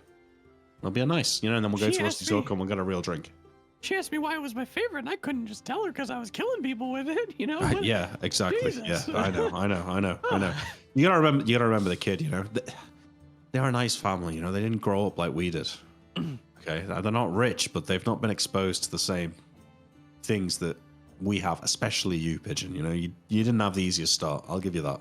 Well, how did Helmet get mixed up with us? That's the question I want to know. Well, people get mixed up in all sorts of things when they get older, But Helmet kind of sucked. Kids deserve a reprieve from that, at least for the few years. Helmet was my least favorite. And you still tried to save him. I did, yeah. You're a good lad, You're a good lad. I'd save any of you. I'd sacrifice this magic dagger for any of you. For what it's worth, Pigeon, I'm sorry that, when you were growing up and that. I'm sorry. I shrug. I mean, I don't know what you're sorry about. Yeah, I guess. We go to the baker's. You get the baked goods. You bring it home. Do we have to pay for it?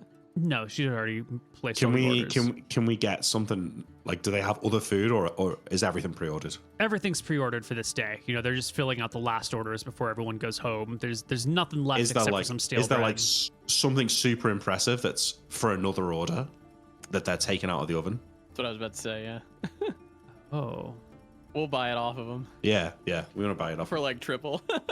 Because they already pre-ordered this for just them, right? And now there's 2 of us, so we need to technically bring you know what? some extra food. Is there like a huge feast that somebody's ordered? Yeah, let's not ruin somebody else's. We could just take just take one good thing. Like if there's a cake or a massive pretzel. I don't know what the fuck. What do A you pizza. call- What do you A bundt cake? call they're like a samosa or something. That it's dough with like meat and vegetables inside, but all wrapped up in like one big doughy pasty. pastry. A pasty. A pasty. Yeah. There's a Fucking, yeah. plate of 12 pasties Oh, we'll grab Okay. those. Yeah. coming on out. Say, listen, I know you've taken orders and that, but what would it cost me to get that plate of pasties over there? Oh, they're already spoken for, sir. I couldn't. I understand that, but you know, I can pay for it. I say, and I sort of like put some gold coins down on the desk. The damage to my reputation. I mean, it's Midwinter. Luther, we also want a cake too. Give him 15 gold. We can do 15 gold. We'll do 15. Oh, okay. Who should I say robbed me? He says. Steel Team 6. Steel Team 6, of course. Thank you very much. He takes the money. Perfect. Okay, good. I'll take that off the household. So now we've got a cake and a plate of pasties and the other shit. Perfect. We come back in. We come back into the house. They probably never had cake before, you know? Yeah, man. Ugh. They haven't had cake. This is beautiful. Sugar's hard to get, you know? Yeah. You know, craziest thing, when we got there, one of the baker's orders had just been cancelled, and they were giving this, well, not giving it away, but basically giving it away. So we got some extra stuff. So hopefully we'll none of us will go hungry tonight. Oh my god, what good luck, says Bootsy, completely believing the lie without even a hint of a check. This guy's gullible as fuck. His wife instantly just assumes the worst in you, whether or not it is true. And you can bring That's in the fine. foods. She's a hater. Yeah. She is a hater. Yeah. We'll turn her around, Nick. Yeah. All right. We enjoy the Midwinter celebration with And Bootsy, one more Mrs. Bootsy, special and Mini thing. Bootsy. I go outside because you brought in the pasties, and I'll bring in the cake at the end of the meal.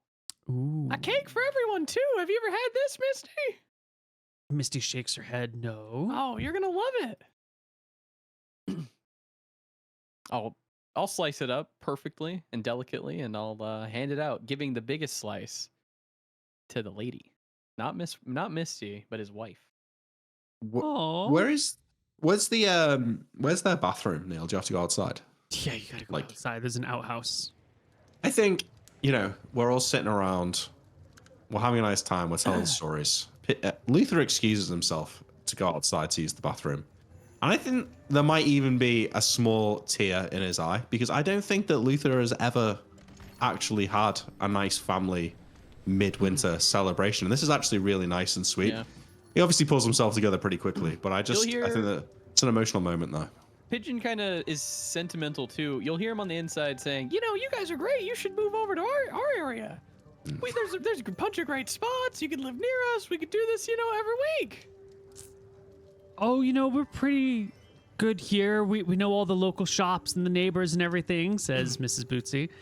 And Mr. Bootsy is like, well, yeah, I mean, we got the house. It's all pretty set up here. Yeah. But I mean, when a nice Mr. Bootsy's neighborhood. working for us full time, you know, you're gonna be making a lot of money, and you're gonna be able to just be over there. That'd be awesome, right? She furrows her brow and then tries to look away. He goes, wow, well, you know, 100 gold a month wouldn't be so bad. The door opens. Oh God, it is freezing out there. Let me get close to that fire. I close the door behind me. Oh man, I'm not sure it's been this cold for years. Well, you know what? I eat the last piece of my cake. We really appreciate the hospitality, Miss Bootsy. And it's been great spending time with your family, Bootsy and Misty here. Cracking kid. But appreciate you've got your own things. You know, you're probably going to get Misty ready for bed. So we're going to make tracks. But I want you to know we've really appreciated it. And Bootsy, we'll be in touch. Make sure you spend that gold wisely. Bootsy looks confused. She's like, well, you're not staying all night? It's midwinter, you know? Once it gets too dark out there, who knows what's in the streets? It's a dangerous night. Yeah, for them. You know, I think we got just enough time to get back to our side of town. I wouldn't want to impose on you and stay all night. There's plenty of room around the fire. We've brought in lots of wood. It'll be up. I mean, I'm going to be up all night, keeping the family safe, keeping the gremlins and goblins at bay. Well, if you're just going to be sat up all night on your own, I suppose you'll need some company. Well, I wanted to get Yeah. out there, Luther. It's Midwinter. I shrug. Maybe we should, Pigeon. We should stay. You know, we should keep Bootsy company here. You know, we want to make sure nothing happens. You got something? You got something we can drink? Keep us awake? Do I ever? You know that. All right. He goes over to a floorboard near the hearth, pushes one end, and the other end pops up. It's like the shittiest floorboard you've ever seen. Reaches under and he pulls out 1, 2, 3, 4 bottles of a brown fluid in a unlabeled container. And then he brings out a jug of milk, and he quickly starts pouring up some glasses together and hands everyone one of his drinks that he's calling a Bootsy special. I don't know what the real world equivalent would be, but it's somewhere in the ballpark of a White Russian minus like the sweetness. Okay. Perfect. I drink it, yeah. Yeah, all right, fine. If we're invited to stay the night, I'll stay the night and we can leave. I wanted to get out there and rob some people, but this is nice too. Yeah, this is nice, yeah. There is one, before we move on, and I'm happy to move on. Earlier, Mooton, you had said you wanted to know how Helmet came to be involved in this lifestyle. Oh, yeah. You're here all night. Come up. If that's a question that comes up, now is the time to learn it. I think we can ask Bootsy when his wife and kid are gone to bed. Yeah, I mean, they we'll all sleep in the them. living room tonight around the fireplace. Like okay. everyone just piled in with everything soft and warm and huddles they're near the asleep, fire when they pass out. You know. Yeah. Yeah. So how did Helmet end up meeting the guys? He ever tell you? Well, I mean, you can tell by our names. We had some weird parents. And I put Bootsy, that's me. I was born before everything got real bad. Grew up a little bit before that time. And, I made some friends with the neighbor kids. And that's how I got to know my current employers. Friend of a friend, But I had a good group, good friends around. Helmet bobs his head. He didn't quite fit in. He was a little awkward. He was really quiet. He always wanted to be something bigger than he really was, and he couldn't ever quite be that thing. He got picked on a little bit, but more than a little bit, and he was he was an odd duck, I like to wear masks all the time. Probably because of his name, but everyone thought, the name was a nickname, but no, it was his real name. And, well, he just started getting really kind of weird. The more he was pushed out of circles, the weirder he got. He started saying things. He started talking, making threats against people who were bothering him. Kids get into fight all the times, but these were weird threats. It wasn't like, I'm going to beat you up or my dad's going to beat up your dad. They were like oddly specific threats. Like, I'm going to sneak into your sister's bedroom window and like pluck her eyelids off if you don't leave me alone. Like weird kind of creepy things. There were hard times, and I think he killed someone when he was really young. I think he got into a fight with someone and he stabbed. I remember him coming home one day with blood on his hands, and I didn't ask him about it, and he never told me about it again. But he couldn't have been older than 8 when he did that. He's a psycho. And I think he just went down a really difficult path and fell in with some unscrupulous folks. Luckily, he met you guys. Seemed to pull himself around. Seems like you're not, Was he giving you money? No, I only saw him once every other year or so. Oh, you weren't too close with him? Childhood can be difficult during demon invasions and undead wars and cities falling apart and people moving all the time. At a certain point, he was going his way and I was going my way, and it just made sense for us to go our own ways. And then we'd bump into each other from time to time, and yeah. But I think that's how he got involved. It was just, he was a weird kid. Got oddly specific and obsessed with violence. And yeah, I don't know how he met all of you. But the people he was hanging out with before he met you all were some real unpleasant folks. Oh, well, there's a lot of them these days. I'm worried he's a spy now. Well, he's fucking dead, so. Well, yeah, I'm worried he was a plant. Who was he hanging out with before? Was it like with a gang? Yeah. Which one? At first it was the Green Street Killers. And then I think he later transitioned when he was maybe like 12 or something. Jesus. What do they call themselves? It was something about the walls. It was like the Demon Slayers? No. It was like the parapet pavilion. The parapet. It was another alliteration. It had something to do with the parapets on the. Okay, I wave it off then. Yeah. Yeah, it just lists a couple of really minor gangs you've never heard of. Small time shit. Well, good for you, Bootsy, that you managed to stay out of all that. The parapet impalers. That's what they were called. It's okay. What about her? Are you gonna get her an education? He looks over the little one. Well, the world's coming back together, you know? She could be a wizard for all we know. She could be.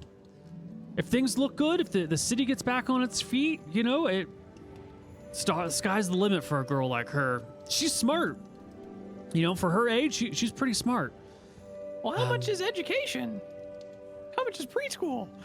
I don't know. Can you just hire teachers? Is that a thing you could do? No schools here. I tell you what, though, Bootsy, they did just finish the road to High Castle.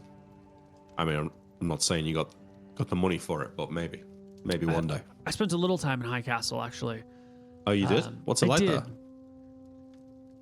Is it like here nicer. before it all went to shit? Yeah. Yeah, it's sort of like here before it all went to shit, but not anymore. Like, it was a different sort of violence. It was a little bit more like oppressive, controlled. Here, you got to be worried about the gang neck down the street, but otherwise, you got no worries in your life. Over in High Castle, you got to watch what you say. You're in the tavern, you're talking with your friends, you say something like, "Oh, the new king's a fuckface." Next day, your friend is strung up by his neck with a rebel sign dangling from him. It's an easier, safer life, but you got to watch yourself a little bit more. I guess it's easy to think the grass is always greener, right? We ain't got it so bad. Yeah. How much is a teacher, Neil? I think Pigeon would have no idea. I think. All right, well, I'll figure it out one day. I think that's a good thing we could do. I think we should save that. I don't think we should front load all of our gifts, we can build up to that. Maybe after we get back with our money or whatever, maybe I think Pigeon's gonna start using some of his money to I want to help this family out. I do. I also just think narratively, it might be better to, build the relationship and scale it up over time. How old is the kid?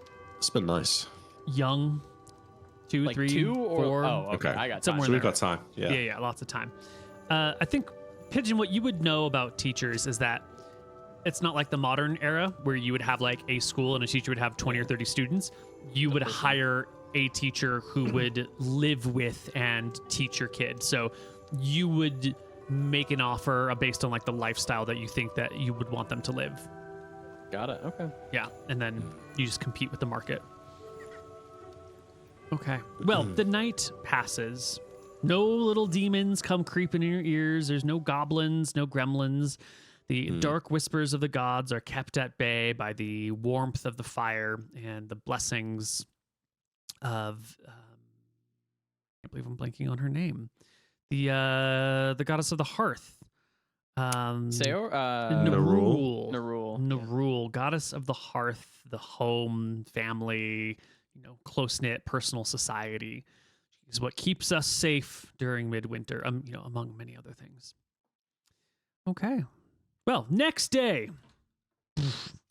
Bootsy taken care of. What do we have to do?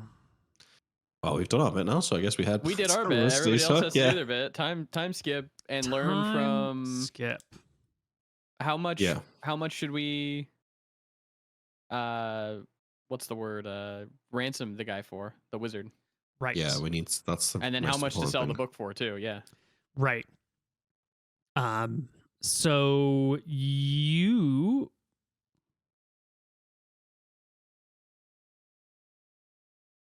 learn that you could probably get, without too much trouble, 500,000 copper, which is 5,000 gold, for this guy. Get for the ransom. Okay. For the ransom. That seems to be a pretty good estimate of what that family could pay without being so exorbitant as to, like, make them motivate them to do something else. That would get us 7 months of expenses, which is a good come up for a quick 5,000 gold is a lot of gold, yeah. That's especially if we can then sell the spellbook on top of that to the guy in Shirebook.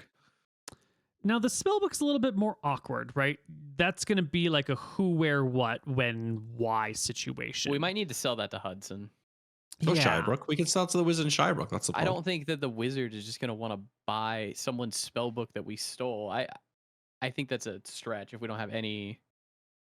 I know you want to go to Shirebook, and we can go to Shirebook if you'd like, but I don't think it makes sense to sell it to the wizard. Well, this is what, when you speak with Barbara Ann again, she'll tell you, is that spellbooks are this awkward area where, like, the spellbook in and of itself has value because the pages are empty, and the pages that are filled have value. But, like, if you have a spellbook that's mostly filled, someone might not want to buy it if they don't think they need the spells that are in it. Yeah, it's a different market for a filled spellbook versus an empty spellbook. But this guy's spellbook can't be that filled if he's a new wizard. Well, one way or the other, the value of the spellbook is highly subjective. You could ballpark it at, 100 GP per page, and you could say there's about 50 pages, so about $5,000 for a spellbook is sort of if you had to buy it brand new. If you tried to sell it to someone and some of the pages are already full, like, you might get substantially less than that, even less than like 100 GP per page. Especially if they're filled with basic bitch spells. Right. On the other hand, if you have some really good spells, the price could be way higher. But I think that, like, a wizard in Shirebrook, far away from this, I think he also has his own apprentices. Yeah.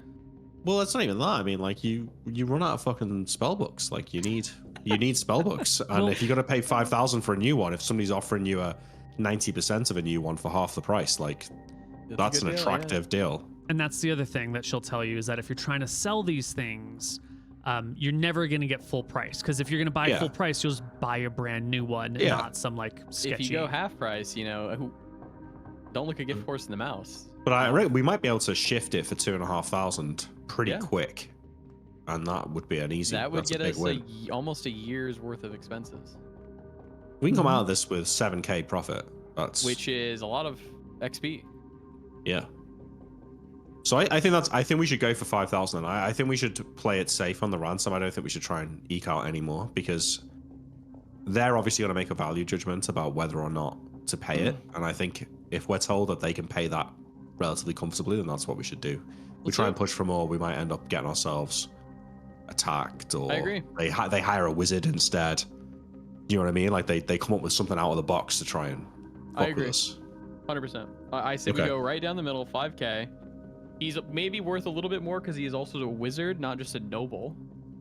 So I say we call it 5,000, or we could call it 5,500, because everybody's always going to negotiate, right? So maybe we call it. Well, 6K, there's no room for negotiation, though, is there? Because it's just like we give them the note and they have to turn up. Yeah, but everybody's going to negotiate. They're going to get there and they're going to be like, well, we only had 5,000, so we brought it. But if we say 5,000, they might show up with 4,000 and be like, that's literally all we have. And then we're forced to make a deal. So let's call it 6K. And then when they get there, we can even be like, all right, you got here quick. We're going to give you 500 gold off. And then they feel like they won. I think it's a little bit risky. I see where you're coming from, but I also think it's a little bit risky.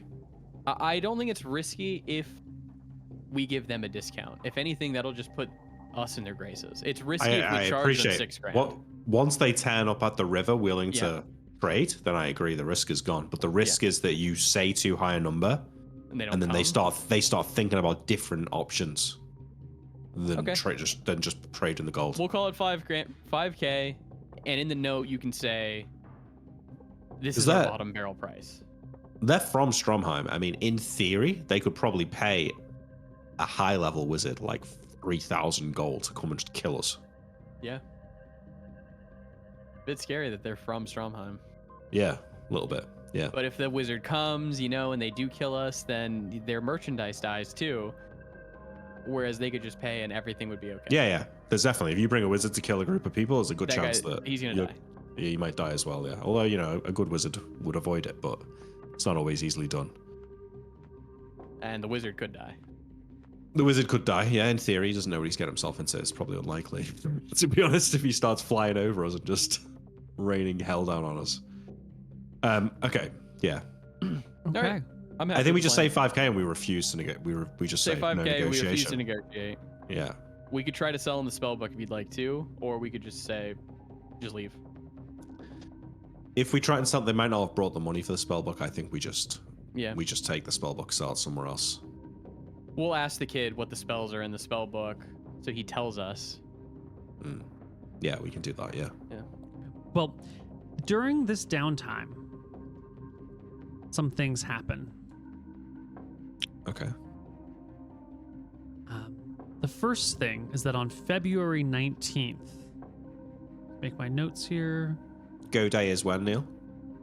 March 3rd? 7. March 11 is when you get your steel weapons. Okay. You're walking through the town. You got your 2 bodyguards that are with you, your 2 bodyguards that watch the house or whatever. Or I think they're rotating, day shift and night shift. You go with, All one of you 6 of us stops. or just us? It's just the 2 of you at this moment in time. Okay. Everyone's off doing their own things, sorting things out. The 2 of you stop at one of these like communal outhouses where everyone's like shitting together. And when you come out, your dwarven bodyguards have someone by the scruff of the shirt pressed up against the outhouse. They've been brought down to the ground and then pushed by their neck, so they're like kind of on their knees as one dwarf has their arm in this guy's throat, pushing him against the building, and looks over at you guys. Nice, and goes, "Boss, we found this guy was peeping and sneaking, been following us for a little bit, didn't want to make too much of a stir, caught him as he came around here. He's been following you." You some sort of pervert kid? Watching man take a shit? Is that what gets you off? You little freak. Who are you? My name's Jimmy. I slap Jimmy across the face. Fuck him. Boom. Slap him across the face. Who are you working for, Jimmy? Well, some copperheads paid me to keep an eye on you guys. Oh, that is not okay. I draw my dagger and put it to his throat and say, "You think you can fucking lie to me, Jimmy? Who's paying you?" Billy. Who the fuck is Billy? He's a copperhead. That's Who's he not work all for? right. You work for Angus? I don't know. He didn't tell me. Where are you gonna meet him? Where are you gonna go meet Billy, huh? Well, over on the other side of the city.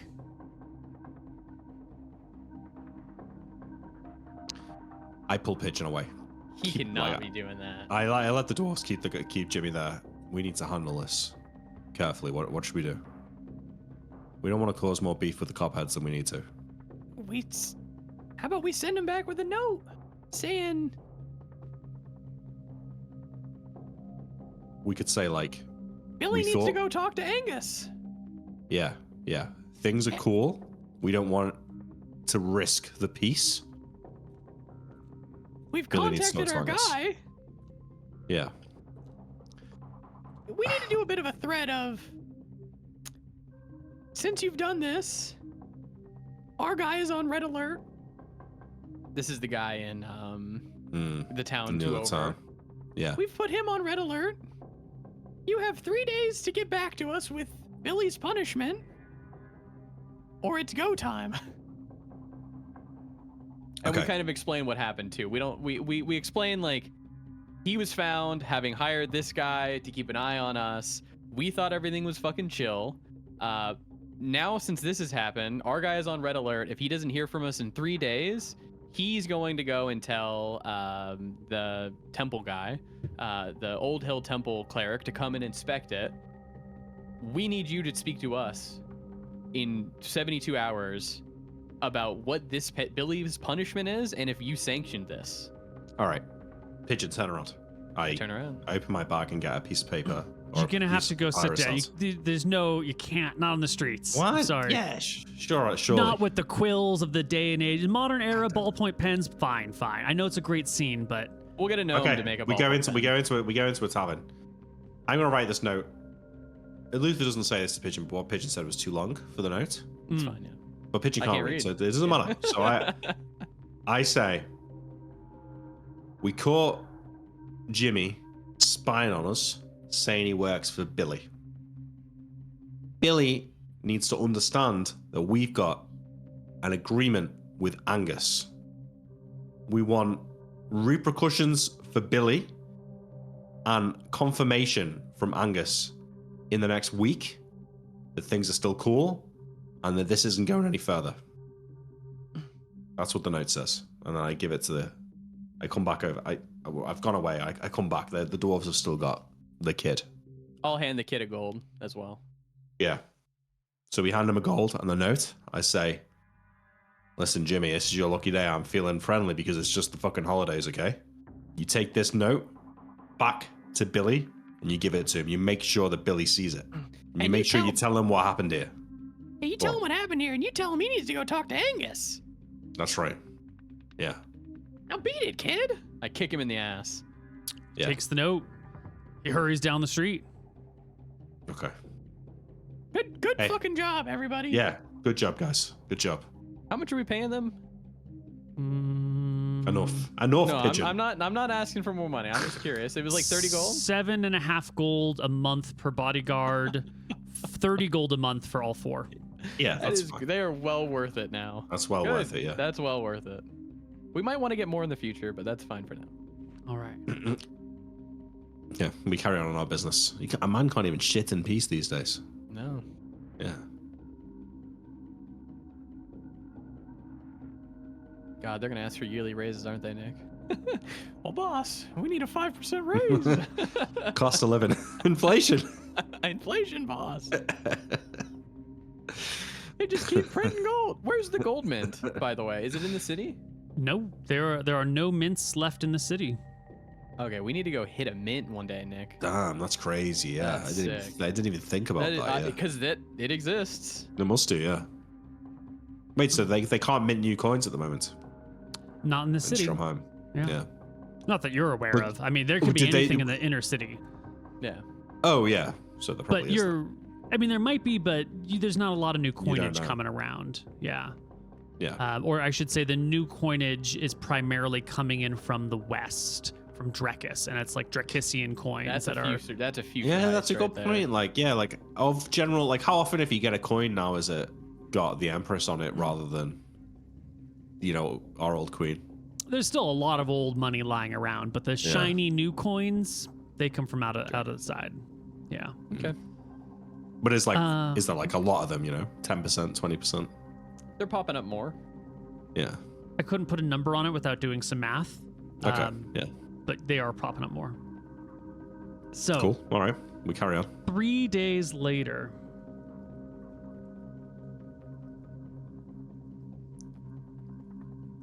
Um,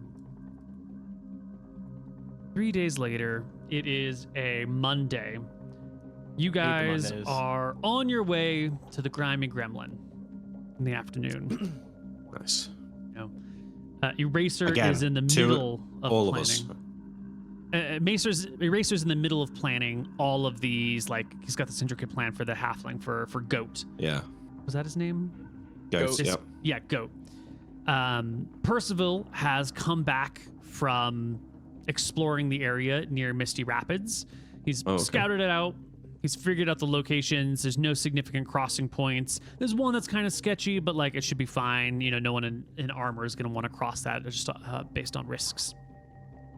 Sierra has figured out the plan for Lemon, and he's gone to some extraordinary lengths to get some things. He's importing some lemons from far away, and he's got a baker to make her some like actual delicious lemon cakes as part of her namesake, because they don't grow around these parts. You gotta bring them in away from the Hemderkoss Hills in the north. You gotta talk to dwarves to get this shit going down.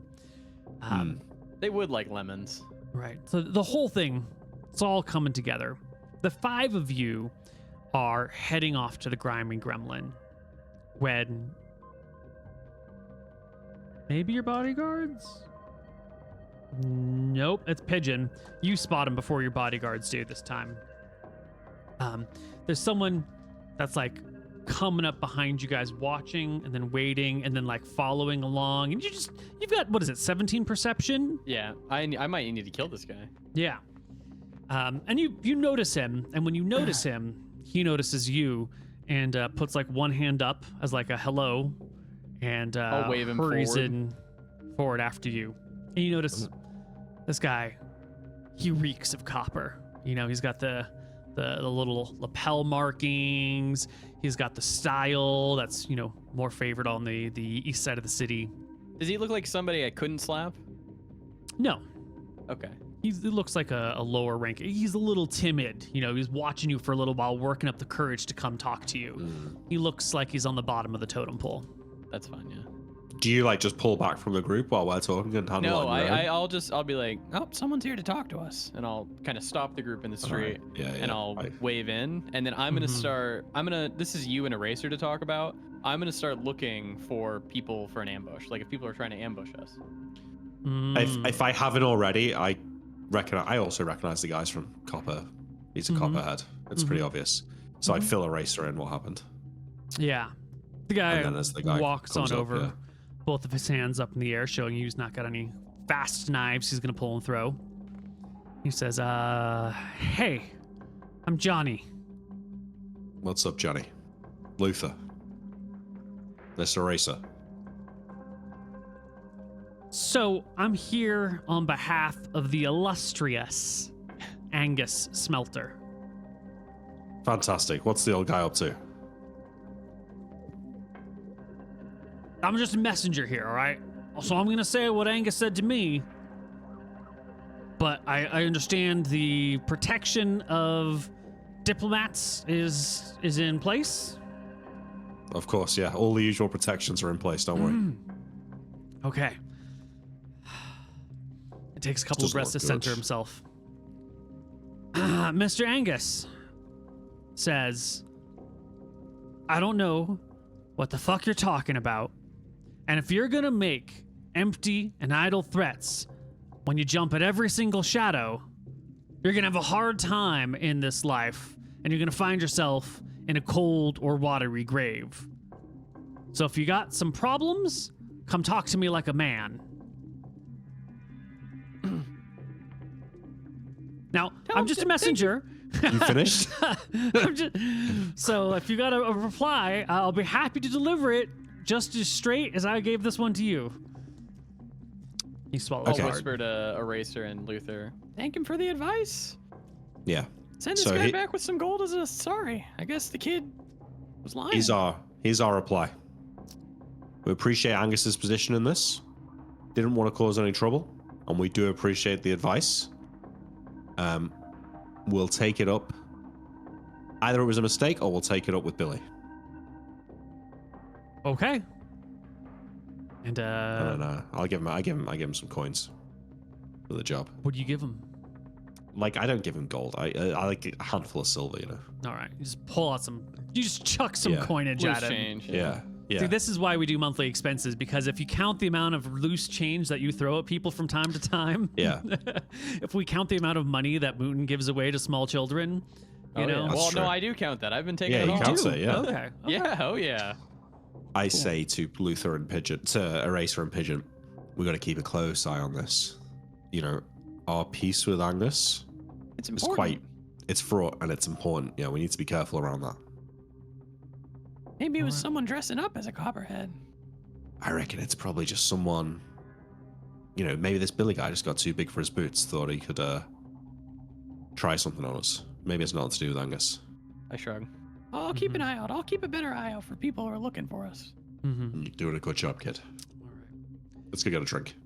You head down to the Grindman Gremlin. The rest of the evening. Question. Yeah. Do our dwarves have to wait outside? Yes. Yeah, okay. Yes. Thought so, just making sure. So they hang out in like the butcher shop that's next door? Yeah. Right, yeah, cool. Okay.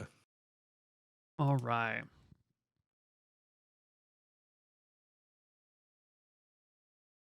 Let me see what the next event is going to be. 5 days. 1, 2, 3, 4, 5. And the serious. Ooh. All right, so we're waiting around for the, we've got the plan. I'm just gonna hand wave most of the initiation of Goat, because we've been through it before. It would be kind of fun to see it from the other side, but most of it is just waiting in rooms until he shows up and like either passes the test or doesn't pass the test. And sure enough, like he'll show up and be like, "Hey, this sketchy guy wanted me to follow you around. Like, he told me to meet him here and spill information on you. You guys can show up and, it's your friend and it's all clear." And you take him to the temple and you do the rite of passage where he makes his blood oath to what was the phrase? There was a very specific, like, standing by my brothers that you guys sort of all the gods, yeah. tried to skimp and skit around a little bit. If you recall. Where is it? Was something like fake news. No, I remember it. You make an oath to always do the best for the group or something like that. And then in our minds it was like, well, we could technically kill them in the future if it's the best for the group. For the group, yeah. True, yeah. If we really believe that, it's like the best for Steel Team 6. I, Luther/Pigeon, swear my immortal soul that I will never betray Steel Team 6. If I break this oath, may Ponos take my soul to be your plaything for all time and to suffer whatever damnations you desire. I share all my treasures, past and future, with my brothers. I will take no husband nor wives except those that I share with my brothers. From this day into the last, I devote myself to my brothers. Yeah. Yeah. Yeah. Nice. So the skirting is you could technically do it if you think it's best for the Steel Team 6, for the group. Yeah. Yeah. If we have to coup a racer. If we have to coup, yeah. I mean, it's fucking ran. It's always we there. might need to close down to. Pigeon 8 at some point. Yeah. We're wasting too much fucking money. Get Elon in here. Well, he spent 300 gold pieces on transgender surgery for small children in the west of the city. In this time of broken worlds, Pigeon out there just like handing out money for cleft palates and surgery. Yeah. These noble causes that are just being like squandered the entire kingdom's money. He's like playing subsidies to a farmer in High Castle. I'm gonna get this girl an education, and she's gonna be our wizard in 20 years. In 20 years and 100,000 gold. 40. He's actually bought 14 ducks for 14 different families outside of the ruins of Shirebrook. Okay. All right. Anyway, that's what happens in 5 days. Is Goat joins. Okay, so Steel Team he 6. passes the tests. Yes. With flying colors. With flying colors, Goat is your newest member. All right, So- you're about to level up after this. In terms of doing his quests to get in, does he earn some XP, Goat? Because from his point of view, he should get XP for that. True. I think a non-zero amount of XP is reasonable. Why Little XP roll for it? don't you he's roll me? Okay. 3D100s will take the middle one, and that's what percent of the way through he is to the next level. You want to roll it, Nick? Yeah, okay, I'm going to do it. The middle one, Neil? The middle of 3D100. The middle is in numerically the middle one. Yes. Or whichever one is. Or the second one that I roll. No. The middle in terms of magnitude. 61%. That's pretty good. That's pretty Really good. Yeah. Yeah. Nice 2 in there. Yeah. Cool. All right. All right, let me just figure out. He needs 1500 normally to level. Yep. 1500. What was it? 930. Oh, Totally. And we're doing the thing of where you can go to 99% of the next level, right? I don't understand what that means. So if he levels up, right, he would go to level 2, but he could get 1 XP from 3. Sorry, no, it's 915. I Ah. did 62 instead of 61. 915. Thank you. That 15 experience will matter one day. Could do. Yeah, you never know. Right. Let's just roll our handedness for this dude. He's right-handed, like everybody else. 10%. He did I think he's not got 15. 15, not 16. Yeah. Age is 45. Jesus, they live longer, right? Time, yeah. Okay. Yeah. This guy hasn't done shit with his life. What a fucking loser. I'm going to have to 140. remove Helmet from my list of Steel Team 6 and replace him with Goat. He's got to go. So he's level 1. And his specialty was pickpocketing? Or? Pick locks, and hide are his 2 best. Pickpocketing was the 3rd best or something, yeah. My pickpocketing is actually not bad. Mine's bad. I'm thinking Luther's more of a chat you up at the bar and steal your wallet, or rather than like sneak up behind you and steal a key. You know what I mean? Yeah. So it's a different kind of pickpocketing, but I think I can achieve that if needed. Well, we roll into March, and we'll need to pay for monthly expenses. Oof. All right. Yep. How much? Take it off in the silver. It's going to be 700 gold. So we're losing 7,000 silver. Okay, so change that then to 3. Is that right? No. It should be 705 gold. Okay, so And you can that's pay in whatever coinage you want. Wait, 7,000 705. silver. Why? What's the 5 for? The bodyguards are 30, but then you don't pay rent, so it's minus 25. Oh, got it. Okay. Okay, paid for it out of silver. Fantastic. All right, so it's March 3rd. It's a week and a day until your weapons are ready. You know, a lot of time passing here. You've been hanging out in the city. Before we launch into, getting the weapons and starting on our not murder streak, our kidnapping role, there has been a lot of talk of wanting to build out this little area nearby your town. There's been talk of like expanding into the what do we call it, the unbuilt territory, the abandoned territory. There's been talk of like getting the locals on your side, but we haven't actually committed to any of it. The mechanics are gonna be twofold. There's gonna be like deeds and resources spent. So if you want to ingratiate the locals to you, it's just a matter of money and application of the money. And if there's anything special that you want to do, there could be like events or tasks or revenges that you do for these folks. So my question, and this is going to be a hard one to answer because it's all so subjective, is how much do you want to buy the goodwill of your little cul-de-sac, of your little neighborhood? I want to start building out territory, and in doing that, I guess since it's the monthly expenses, maybe we could do this now. Can we pay for like a month of expenses for some laborers to come out here and like clear the housing? Out of all of the rubble and shit, so that we can like have a block that we start calling our own, and then start ingratiating that area. Sure. Well, the gray spot, this is the ruins. This is rubbled, but the abandoned area, this sort of brownish color, is not. There's maybe a little bit. We probably need to go detritus. through, kick out some drifters, like maybe remove some corpses. Okay. What do you Things think, like Nick? that. If you want to set up a spot, where would you want to do it in the abandoned area? I would kind of want to get the road. What do you think mean? that's too big for our britches for now? Like if we were I think we should do the streets that connect directly to our area. I think we should directly expand our neighborhood. So you would say something like over here? I'm thinking, yeah, like that. Yeah, like that. But maybe I think what we should do, we're not super flush with cash. I think that paying for it to be cleared out now is good. First step.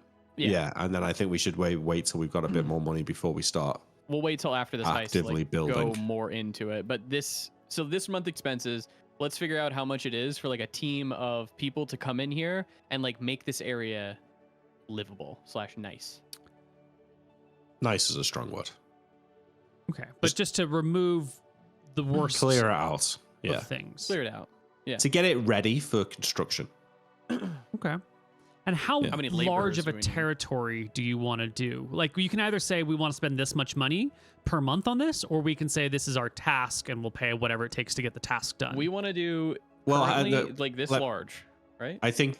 Well, that's I a would very like to know, like, large yeah, section I of think that's a town. lot. How much would we consider? Like, how many streets would we consider our influence currently? Right now, it is just your little cul-de-sac, like your house with the Just one stuff being street? built on it. It's not even a full street. It's just like this little zone, the end of the block area over here. Yeah. So I think maybe Three twice our current area on top. Okay. So I want So to get like not- 3 or not 4 loads. streets like being ours. Okay, so we're talking about maybe like 100 homes. I'd say that's top end. Yeah. I'd say that's top end, yeah. So Yeah. 50 to potentially 100. less. Yeah. Okay, 50 to 100 homes. How Yeah. big of a space would that look like on this map, do we think right now? I would have You to have no idea. pull out some calculators and measurements Fine. and shit. This is a rough map, you know? Yeah. Yeah. Super rough, yeah. But something Um, about that, Neil. About 50 to 100. 50 to 100 Families. homes. Okay. Some of which might be businesses rather than And we're probably homes, going to but- start calling this our turf. Yeah. Do we wanna need to be have a able to fucking up the- conversation with the pitmen about this then? We might need to eventually. I don't think we do yet. I don't think we need to when we start getting laborers there. Yeah. Once we start putting people in, Yeah. we might want to just mention it at the gremlin. Because my goal is really to get all of the people that we like and whatnot to move over here. Like, I would like to get Bootsy on our block. Yeah, eventually. Yeah, I agree. Yeah, Yeah. eventually, for sure. Patricia, Yeah. Well, maybe not. She's had her time in the sun. she had her time in the story. Yeah, She blew it. she did many By times. saving your life. That's right. She blew it. She should have let me die. Okay. So 50 to 100 homes over the period of 1 month, right? Mm-hmm. Yeah, that's Um, doable. So that's 2 to 3 homes a day. And including streets and surrounding territory, and any of their stuff that they're hauling out. There's no, what do you call it? There's no cars, so you have to like physically, manually, maybe with a wagon and They're some gonna have pack to haul it out of the animals. city. Yeah, well, they're just going to Wheelbarrow. haul it into the ruins and just dump it there. The ruins Yeah, are. but I want them to make sure that they're, I guess, yeah. Yeah, I reckon that's a team of 10 people. Neil easily can do that. I just Yeah. don't want them to go and haul it into our end of the ruins where we might build up one day and then we have to fucking move all that shit again. Like, can they just haul it over to this end of the Oh ruins? no! By the okay? time we've got the resources to expand into the ruins, You're right. Who cares? we can just pay an extra 10 guys to do it. Yeah. Okay. So this is going to be a team of 8 laborers and 2 bodyguards in order to keep Nice. this safe, because they're going to be in the abandoned area and they're going to be moving into the ruins to dump stuff. And these bodyguards are mostly lookouts, maybe Well, help that'll be fight. our 4 bodyguards, yeah. No, we need them with us, right? No, we're gonna be gone. Or you wanting to bring them with us on our heist? Yeah, I thought we were going to. The woods are dangerous. We'll yeah. hire more dwarves. Yeah, well, these people need to do this all week long, and you're gone on your Yeah. heist partway Yeah. through the month. So they need their own Yeah. separate team. Yeah. So just a quick little laborer. Can we ask our Um, bodyguards if they know anybody who would want to take this job? Because I want to get Absolutely. like good. Mm. Yeah. You know what? Your dwarven bodyguards have some other family members. And everyone's got Perfect. work to do, but your bodyguards smell money. And maybe if the clan can get working for you, That's the right. clan will benefit in the long term. So they're going to move from some of their other jobs that are just doing like manual labor to doing this manual labor. I think that's good. Yeah, it was nice to have a group of dwarfs. I don't mind adding entwined. 2 more bodyguards onto this either. You know. Well, let's not get ahead of ourselves. But yeah, well, you know, we'll see. 10 is good. We've got our 4 bodyguards with us. They're gonna come on a trip with us. Yeah. So go on, Neil. What's it costing us? Are the laborers and the bodyguards from the clan? Yeah. Okay. Yep. It'll cost you 23 gold a month every month that you have them working and clearing stuff out. If you just want this one-time thing, that's fine. Or we can say that they are, 1 month at a time, they're clearing 50 to 100 homes. All right. Let's just pay him for the 1 month. Let's pay him for the 1 month for now. That's what I did. All right. Yeah. We're down to 882 gold. Okay. Right. Perfect. Now, last question here. That's excellent for expanding open space, but that's not necessarily winning the hearts and minds or the loyalty of the people who live on your block right now. Is there any way, any expression that you can give, that anything that you want to do to earn their trust, loyalty, buy their trust, loyalty? Well, I think it's things that we've said in the past, which is holding the odd event in the street. And it's like every now and again, when you run into the mother or the father, stopping and having a conversation with them, asking how the kids are, maybe giving them a few silver to go buy dinner or whatever. Gold, it's little things like that. It's like, it's a small enough group of people that we need to know them all by name. Got it. And we need to have done something for all of them. Got it. So, so that they all have a sense of gratitude. Yeah. In your personal downtime, the 6 of you are getting to know these people individually. Yeah. Perfect. Okay. Like when you watch Tony Soprano, he goes, sorry, he goes like round. He's like, how's your wife and kids? Is your mum getting over a illness or whatever? Here, buy something for little Johnny or whatever. Little things like that. And if someone has like a revenge quest or like a job, they're gonna have to bring it to us, Okay. Yeah. Like similar to what I did for Bootsy's family, not as far as Pigeon went with the platinum and all of that, but the silver coin for the kid behind the ear, buying them something on the holiday, getting them some extra food, hanging out with them for a little bit, inviting them over for a drink if we see them in the tavern, things like that. Okay. Yeah. Okay. Excellent. Hearts and minds, folks. Hearts and March minds. 3rd. We're doing our normal Pigeon's heart thing. goes out to all of them. We're doing our normal thing. We're getting to know the neighbors. We're having a couple of drinks. We're talking about these damn smiths and how long they take to make these things and why can't they just make it fast? Blah, blah, blah. We're walking through the city, down along this road, through the ruins. There's something that you're doing over here. I think there's we've got to go back. We've got to go back to Bootsy to let him know our actual leaving date. Perfect. So maybe we're doing that. Yeah. Well, Bootsy lives up here, and I need you guys to be. This is someday that you're walking in this direction. Okay. And as you're coming through the ruins, there is an ambush that is laid for you. Maybe not for you in particular, but for anyone who might be passing through here. I got 2 on my surprise adjust. Ooh. Let me roll their ambush.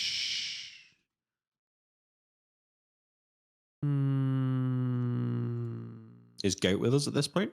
Goat is with you at this point. Nice. Maybe he'll level up. They just don't stop fucking with us. Are our bodyguards here?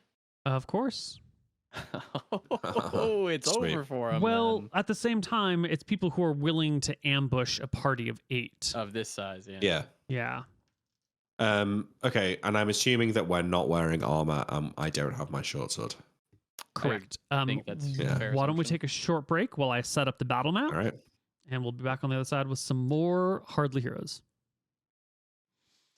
Hello, everybody, and welcome back to Hardly Heroes. Our party is walking into an ambush. The first thing we need to do is configure the best possible strength of the ambush based on how well our enemies are able to hide. Now, there are many of them. The more people you try to hide, the harder it is.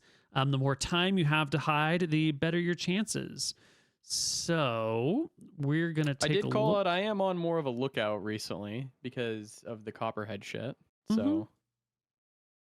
Yep, I hear it. They have plenty of time. All right. So 1, 2, 3, 4, 5. Excellent. And Pigeon, as the person who is doing the looking out of things, you're not necessarily searching every building everywhere you walk all the time, right? Correct. You know, it's been weeks since you ran into anyone that you cared about. So I need you to make me a perception check with half of your perception score. Fail. Fail. Okay, so this is a successful ambush. Now the question is, I'm going to have each of the SEAL Team 6 members make the check as they walk into it. Pigeon, I'm giving you the heads up before anyone gets there. So Luther, at the head of the party, please make me a perception check with half your perception. Nope. Oof. Oh, sorry. Eraser is going to roll 1d20 plus 10.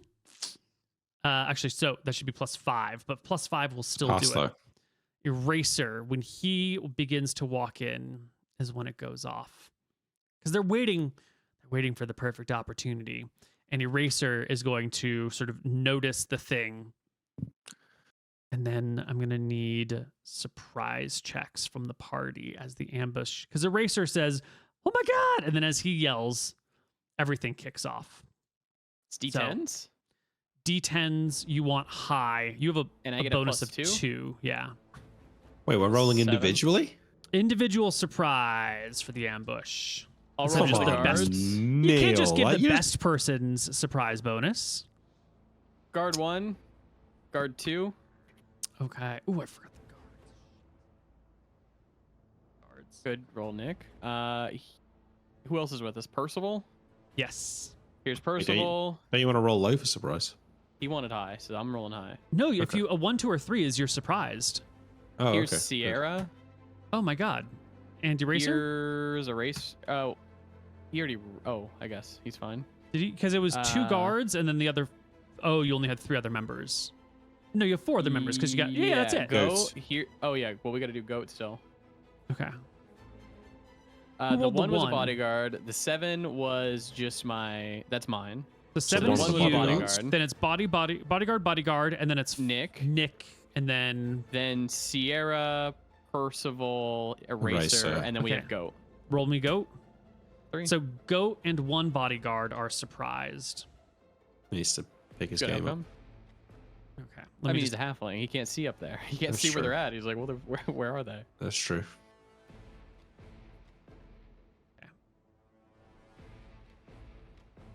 I prefer to roll it than it just be the group is either surprised or not. Honest to God.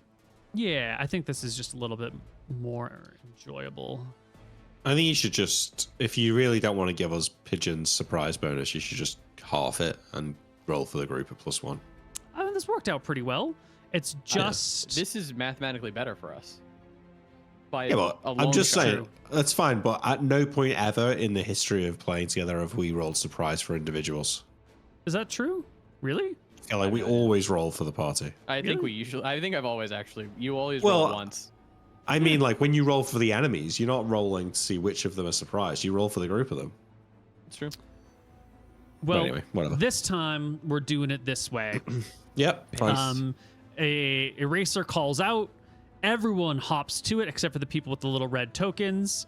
Let's roll initiative. Is this guy behind a wall? Everyone's behind walls. Yeah, they're all hanging out. Do we have our steel daggers yet or no? Nope. Okay, just making sure.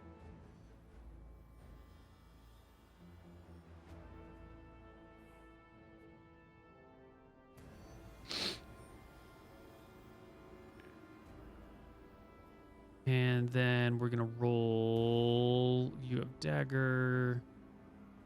You have club. dagger. Like, is this the same town that had the skeletons in it in Tides of Death? The same ruined town. I feel like I remember jumping from these roofs.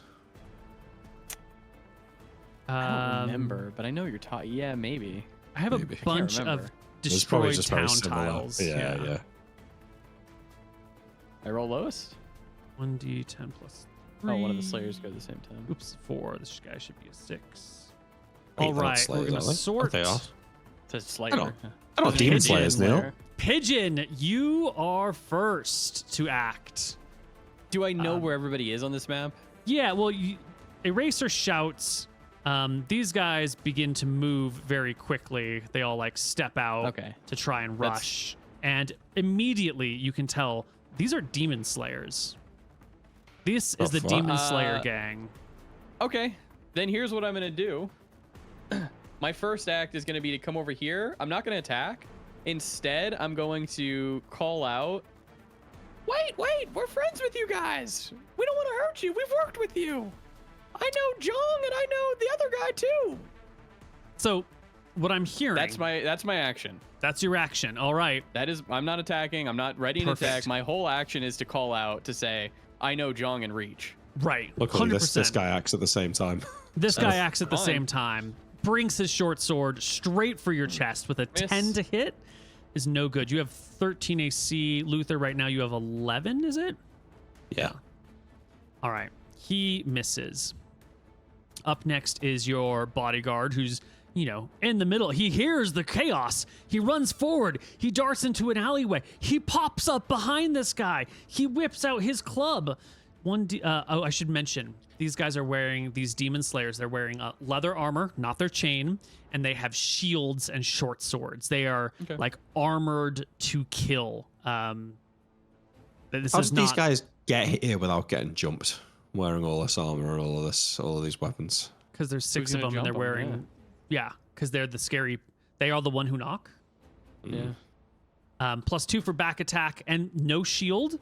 When you're attacking from behind. So 17 is an excellent hit. 1d4 will crack this guy for 4 points of damage.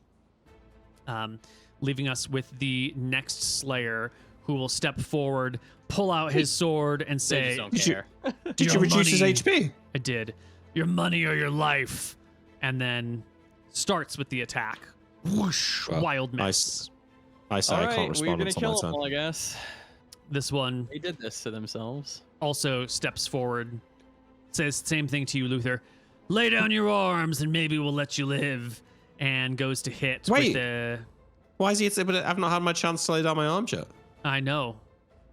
Can you believe gangs would say something and then act before? What sort of immoral people are these ambushing folks in the middle of the ruins? It's not that it's immoral. It's just pointless saying it if you're going to attack before they've had a chance to respond. It's intimidating. If he deals damage on your turn, you're more likely to lay down your arms. But you take 8. It's very good damage. And this guy over here is just going to stab for Eraser with a natural one. Passes his saving throw versus death. And leaving us with Luther. You've been stabbed. You're surrounded. Okay. Well, I'm not surrounded. You're near to surrounded. Slightly like this, so I can't get surrounded. Yeah? That's okay, you take up the middle of the walkway. Yeah. Love it. Yeah. And then both of these guys armed exactly the same? All of them are armed the same. Right. Then I attack the one on my left. With my dagger, sadly. An 11? It's not going to do it. No. It easily is brushed aside by their shield. I think we should just run. I mean, they're in heavier armor. They got shields. They're not going to run well. They're pretty high level as well. Like, I took 4 damage and it's like... This is not a fight we want to take. This guy can't really get anywhere, so he will reposition and just wait. Sierra... Brave Sierra. He sees that we need to be like getting behind them. He can't quite get in at this angle. It's too awkward. And so Sierra is going to do a crazy brave thing. He gives out this cry. You've heard Sierra make this cry before. It's his like silly "I'm running away from you." You hear him say it to Lemon all the time when they're like chasing each other around the house. It's his like, "Oh my God, run!" Sort of thing. So you know he's sort of faking it, and he is gonna come to their backside. He runs down the block, comes up and comes around the corner, and he's not gonna be able to get to them in this round. So when he gets to the top of the house over here, he begins to like sneak and creep through because he's not gonna get to them this round anyway. But he comes up from behind, leaving us with Eraser, who, oh boy, Eraser's in a tough spot. I think he turns to face these folks, goes to shank the first one in front of him, wild miss, and puts his back to Pigeons, and will shuffle 1 foot over, leaving room for Percival to come on up and open with the clubbing. A 10 also nowhere near hitting the Demon Slayers. All the weapons fall against these people's shields, and these Demon Slayers, they know how to use these shields. They have a shield proficiency. This is the reason the Demon Slayers are such a powerful gang. They can't steal very well. They're bad at subterfuge, but when it comes toe-to-toe fighting, the Demon Slayers, they fucking slay demons, you know? These guys have 16 AC is my guess. No. Surely not. Leather armor 15? 12. Leather armor's 12, then they're at 14. Yeah. Full leather Maybe armor 15. is breastplate leather is 2, 3. limbs are 1. Yeah. So full leather armor plus shield 15 proficiency, 16 AC. Are they Shield wearing full proficiency's leather? 2, isn't it? They are wearing No, full leather. It's +2 on top of the +1. Oh, They do have 16 AC is the answer. yeah, we need to get the fuck out of here. This is with that HP. This is absolutely not a winning fight. I can't believe they didn't listen to fucking reason. We're friends. I'm sure every time that they ambush someone, they say, "No, wait, we're names, friends." Damn it! You did. Oh my God. They're not responding the way you want. How you deal with this is going to say a lot about how this impacts your relationship with this rival gang. If you fight them to the death, well, you might piss them off, or maybe they'll respect you more. If you run away, can you stand and negotiate? Will they even listen? It's a big gang, the Demon Slayers. It's a big gang. They might not all care. These people might get in trouble for doing these things. Did you roll initiative? You did. Okay. I was just vamping for time, but you've all rolled. Luther, you're starting us off.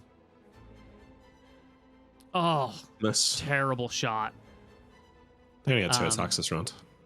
This one down here will short sword plunge, wild miss. Eraser with the dagger. Oh, natural 1. Passes his save. Bodyguard 1 behind this guy. I don't have a macro set up for him yet. Another lovely hit. Oh yeah, Bodyguard 1 kicking ass. Whoops. Sorry, that was too much. There we go. Is he gonna whirl to turn around on the guy who's fucking bopping his ass on the back? Well, it's your turn, so we'll see what you do first. Because if he is gonna whirl, I'm gonna move. If he's not gonna whirl, then I'm gonna attack him. So he's not whirling. It's not his turn. He's not whirling. All right. Here's my magic dagger attack. 16. That'll do. For 4. Excellent. And then I'm going to come in with my stiletto, which does something against armor, but leather, not. I don't think so. Here's my second attack. 16. Oh! For 4. Oh! This guy has taken 16 damage so far, I believe. My math is right. He's got so much HP. It's a lot of HP, yeah. Yeah, and he is still standing.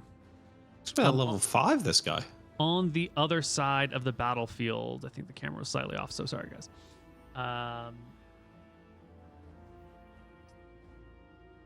On the other side of the battlefield against Luther, this Demon Slayer takes his sword.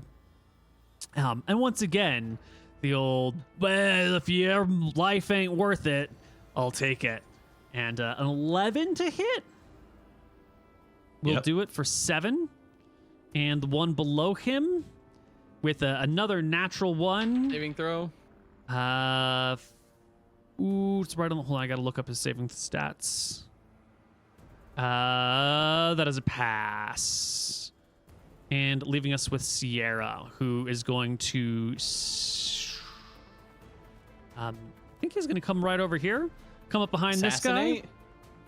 No, it's the middle of combat. People are moving too quickly. They're not standing still enough to get the assassinate on. You know, the bodies are moving. Oops, I don't roll it here. I roll it here. Sierra will pull out a dagger. 13 from behind plus another 2 is a hit. Surprise. Yeah. Yeah, no shield probably. No shield. Absolutely. Stabs him in the back. This guy. He's been stabbed in the back. He's going to make... He doesn't like being stabbed in the back. He doesn't want to take with attacks of opportunity to turn around, because if he does this, he'll take an attack of opportunity. But at the same time, you know, maybe he will step and turn like that. I think that's provoking good enough. one attack of opportunity. Yeah, just one away from Percival, who will smash and miss, and he can finally turn and face and stab with a 12 to hit our poor beloved Sierra, who only has 9 HP. Oh my god. What? Wait a minute. We gotta start First walking off, around in armor. Oh, no. Hold on. His bar was broken. He has 22 HP, and he takes 4. Okay. The tokens but were we do just need wrong. to start walking around in armor. I mean, if there's 6 of us. Yeah, I mean, it's asinine that we're getting attacked in the street by people with armor when we don't even have it. Yeah. Yeah. Well, that's why they're ambushing people in this part of the city. This is where you can hang out in your armor and no one's going to give you any trouble because it's that dangerous zone. That's right. This guy back here, I think he probably saw Sierra come in and will finally come up behind Sierra and shank with a hit for 5 on poor Sierra. Oh, no! Can he attack through the wall there? If I don't think there's a wall. That's just open ground. Oh, Yeah. okay. Percival will go. Come on, hit. He'll club. Thank you. A decent damage, hit, though. but only 1 damage. Leaving us with this bodyguard who also can't get in immediately. He's going to follow his cousin, his brother, come around the backside with a 1d20 plus 2 for back attack is another excellent they're hit. Heroes. Oh my god. They're heroes. This guy has got so much HP. Yeah. It's crazy. 20 HP so far. He's probably got like 28. He's going to be like level 3, so how has he got so much HP? Rolled well. Rolled well. That's always the answer. Goat will hurry down over here and throw his first dagger. 1d20 plus 1 for flanking. Does he have any missile adjust? He does No not. shield either. No shield. No shield, but a 7 doesn't matter one way or the other. Leaving us with this guy over here who will plunge his sword into Percival and hit him for 8 points of damage. Sounds like no one is surrendering, and our Demon Slayers, I do believe, get second attacks this round. Are they specialized? Skills. These ones are not. No. Well, This that is helps. their lower ranking. They're fighters, but they're non-specialized I don't want to fuck with their fighters. higher ranking ones. That's for goddamn sure. All right. So initiative. Rolled in. Okay, our bodyguards are doing work, Nick. Yeah, but I'm about to die. Yeah. You got I might need potions to on you. withdraw. Yep. And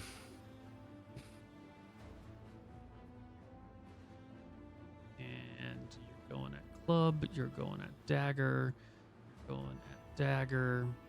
And these two are doing 1d10.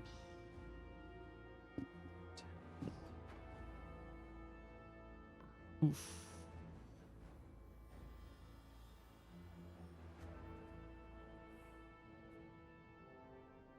All right, top of the order. First Slayer at the front against Luther. the happy little grin on his face because he's uninjured and Luther's, spilling blood everywhere. He goes, well, at least you'll leave behind a pretty corpse. As he once again hits you, Luther. They have such good luck against you and such high damage on their rolls. It's fine. You're going to be able to get out. Mm-hmm. It's probably good that he attacks you there, honestly. There's nowhere to withdraw to, though, is the problem. You can squeeze by. Maybe, yeah. I'm realizing that I'm using the tokens for the people who are specialized with the ones who aren't, so all the damage has a +2 modifier for being specialized on them. Luther, how many hits have you taken? 3. 3. Take back 6 HP. And you need to take back 2 over here, and this guy needs to take back 2 over here. That's not too bad. Because yeah, these aren't specialized, and my macros are set up for the wrong people. Are they not getting a +1 to hit that they shouldn't get as well? Yes, but I think no one has just barely hit, so it's fine. Yeah, it's been all good. Right. Wait, I think I got hit on 11. That's I did. Last round, I got hit on 11. We might need to go back and find it, but... Scrolly, 3 + 8 is 11. That would have been 3 and 2 is 10, so give yourself another 5 back. All right. Okay. All right. No more better. retcons. Yeah. We're good. I'm going to just quickly adjust their character sheet so this doesn't happen again. 0, 0. I'm going to just do a test roll to make sure the damage is right. Okay, perfect. All right, it's good from here on out.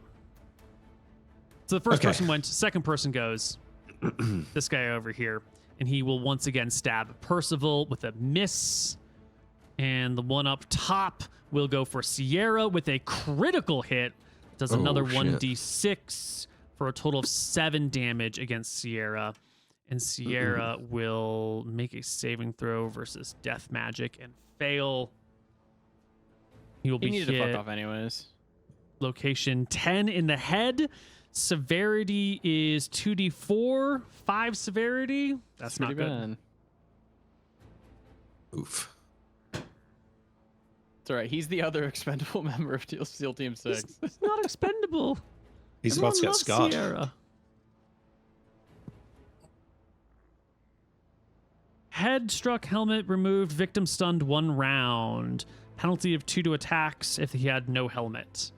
So Sierra is stunned for the round. No helmet. I don't know. It's close enough to stunned. All right. Down here in the bottom corner, our one bodyguard who is doing all the work finally misses, leaving us with Luther, who is not as badly wounded as we thought, but it's still not going well. It's not going too well, although I think under these new circumstances I can survive another round. Just get a hit here. Yeah, I really want to get a sword off one of them. But I'm making an attack with my dagger. Nope. Crazy. Yeah. Okay. This guy will attack Sierra with the bonus because Sierra is stunned. Would have hit him one way or the other. Sierra is almost gone, but not quite. Eraser. This guy turned his back to Eraser. Yeah, but there's like you can see there's a wall right here. Oh. Yeah, there's a little stretch of wall that he's got his back to, which is keeping him nice and safe. But Eraser will... he can't get in without exposing his back to someone else. But he and Percival will just shank this guy, finally hitting for 2. Sierra, stunned, loses his round. Percival is not a player. Percival will club. 11, not good enough. And Percival will call out, we should hot-foot it! Hot-foot it! Pigeon? I attack the guy in front of me. Magic dagger first. 14. No good. And then stiletto. 11, no good. This bottom slayer versus Luther brings out his sword with a wild miss. And the one down here that's sort of surrounded by everyone, this is not the situation he wants to be in. He absolutely needs to make a morale check. Is this the right button? Nope, that was not the right button. It was at this HP though. Oh god. He is gonna make a morale check with the dice, the old-fashioned way. 11, and he is going to just barely fail. So this guy down in the south in this building, it's not going well for him. He's completely surrounded. So he's going to take his round. He's going to bring his shield in like a big sweeping motion while he ducks low and sort of lashes out, withdrawing at 1/3 speed, moving a maximum of 6 squares. That's 3, 4, 5. He backs up to over here, getting the hell out of this battle, leaving us with Goat, who Wait, Goat didn't get his second attack last round. He only has 2 daggers. He didn't want to throw both of them. Okay. Goat will come on over here, but he will throw. What are you doing? I think Goat. He's trying to get eyes on this guy who's leaving. He's trying to decide if it's worth throwing his dagger or not. Because Goat, he's not a good fighter. He's a halfling. He's got 11 AC and 2 HP. Right? He doesn't want to get into the battle. He's got 2 HP. Yeah, well, he's a first level fighter. But he's going to throw his dagger, and it's a natural 19. That's a critical hit. Let's go. 2d4, 7 points of Saving thrower's damage. Or crit table? Yeah, he's got to fail a save first, but he passes, so it's fine. All right. Bodyguard coming in. Okay, so they can Bodyguard. actually come around this way. Like, Get his can they not? ass. Can they not help me instead of trying to kill this guy? Well, they're not Whatever, going to kill that guy. The bodyguard's going to come right here for this person. You know, this guy's already on the out and out. Better just to get the guy who's nearby. 1d20 Absolutely. plus 1 for flanking is a 14. No That is shield. the Shield. shield side. It's his left arm though. It's a But flank can he attack. actually use it on a flank attack? Yeah. Yeah, definitely. It's a miss. The Slayer in front of you stabs. Natural And then- 20. Wait, we're back at the top of the order. Oh, you're right. Oh, whoa. You're welcome, My Nick. gosh. Thank you. Get that Um, 20 out of the way. Yeah. 3 rolls. We do some rolling. I think we're okay. I don't know. Sierra's about to die. He needs to get the fuck out. Sierra For sure. needs to run. Yeah, maybe we're okay. Their guy. We lost a guy. They lost a guy. We're currently losing guys slower than they are. I don't know about that. I mean, These no one guys else is aren't taking gonna no have. damage. These guys are not gonna have that HP. It's impossible. Yeah. Yeah. They're not high enough level to all have like What did I roll 30 on HP. All right. The first Demon Slayer fucking books it. He's done. Good. He's out. Okay. That should affect their morale. They're now outnumbered. Good. They're now outnumbered. This guy over here, he's still on the Luther game. He will shank and miss. No. Pigeon finally freed. The surround going a different can I push way. forward, and can we like?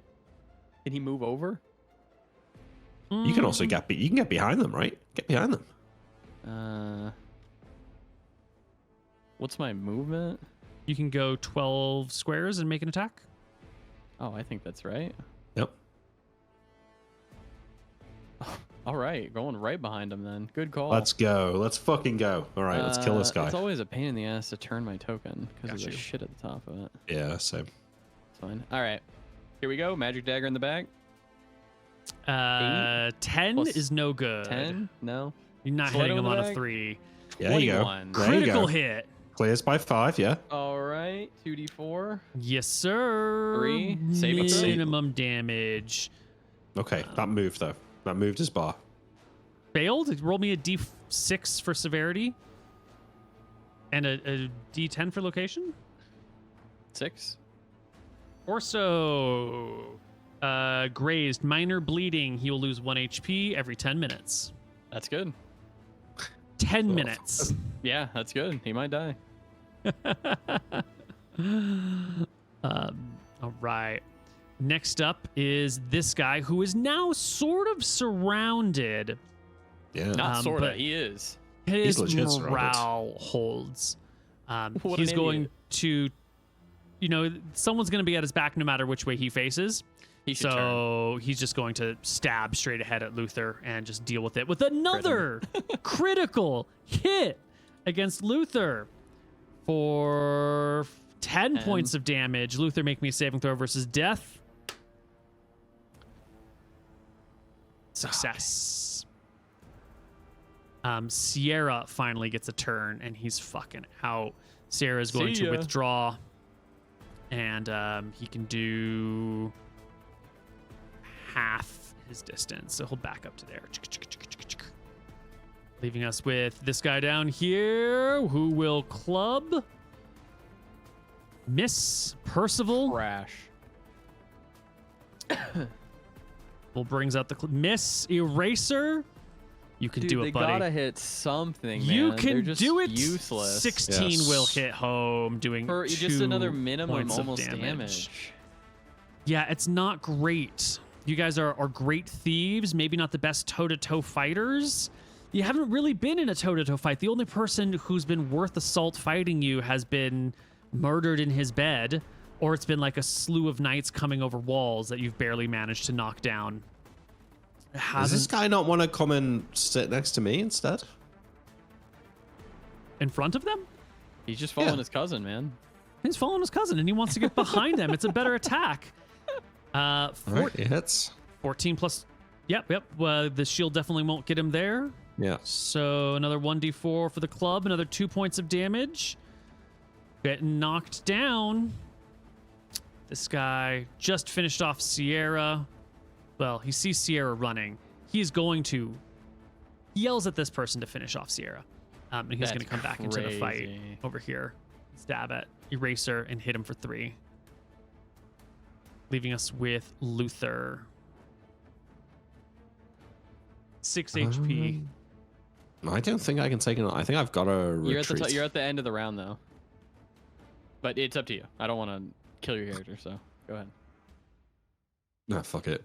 No, I always do this. I always speak to you, and then you get mad. Who are you Just attacking? do what you want. Okay, no, I'm withdrawing now. You're withdrawing? Okay. Yeah. How many squares can I move? 12. No, it's a third movement, no, to withdraw. Oh, to withdraw, yes.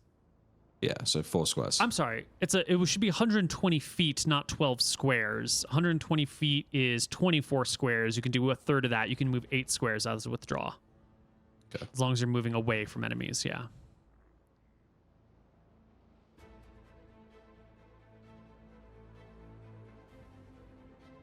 That's 6.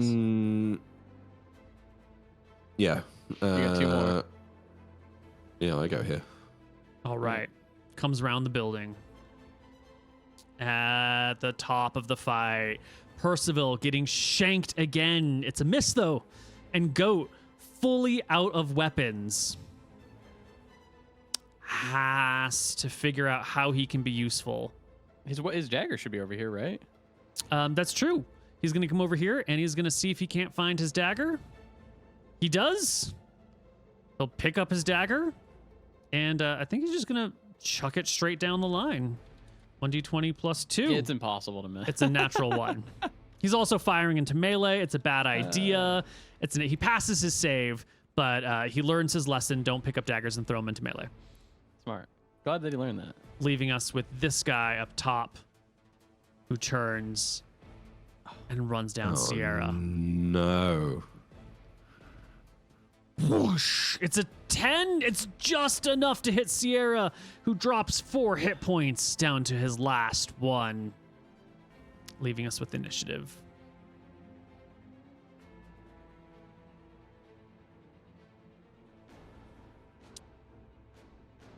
Terrible rolls for me.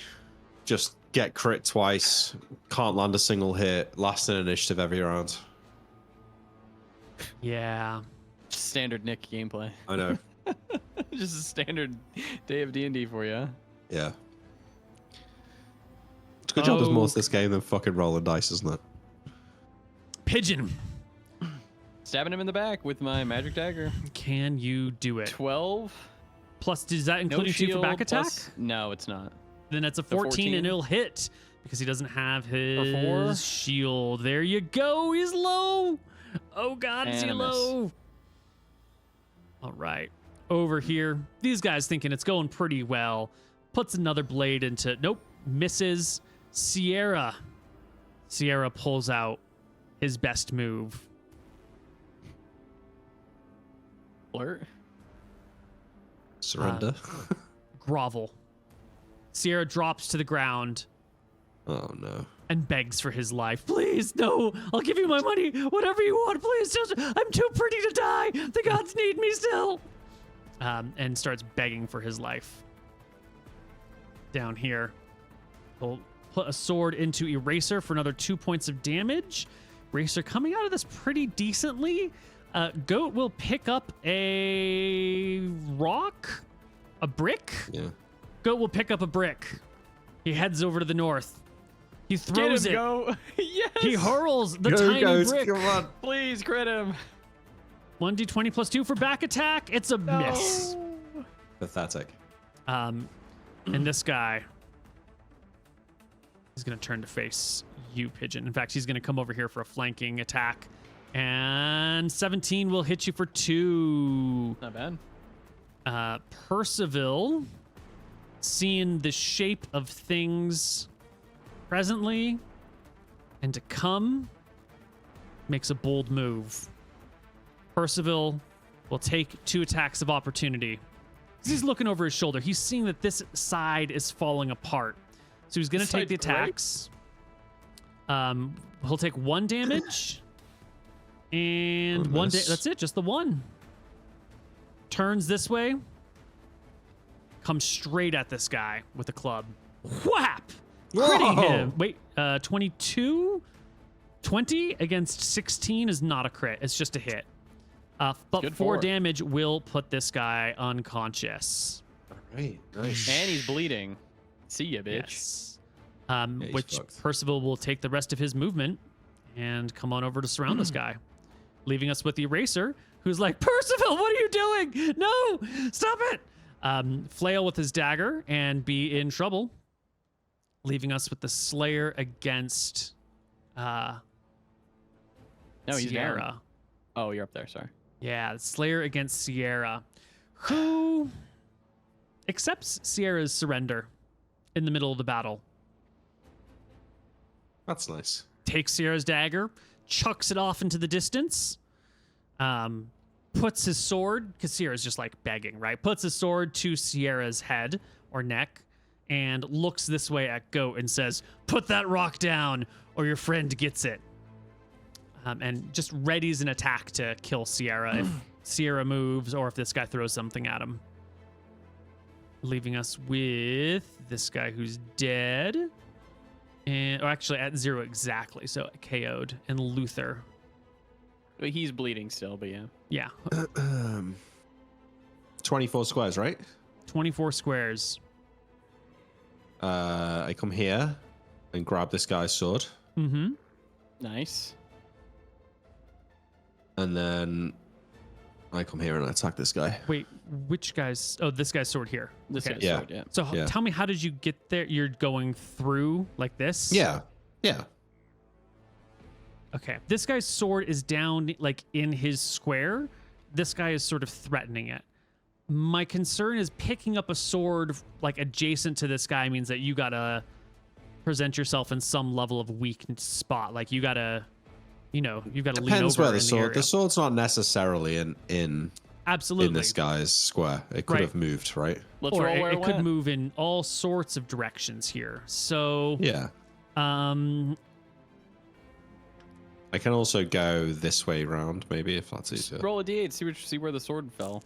well, I think it should fall roughly in his square because it's not like he was chucking it, right? He just got stabbed in the back and Yeah. fell to the ground. So it should just be here in this square.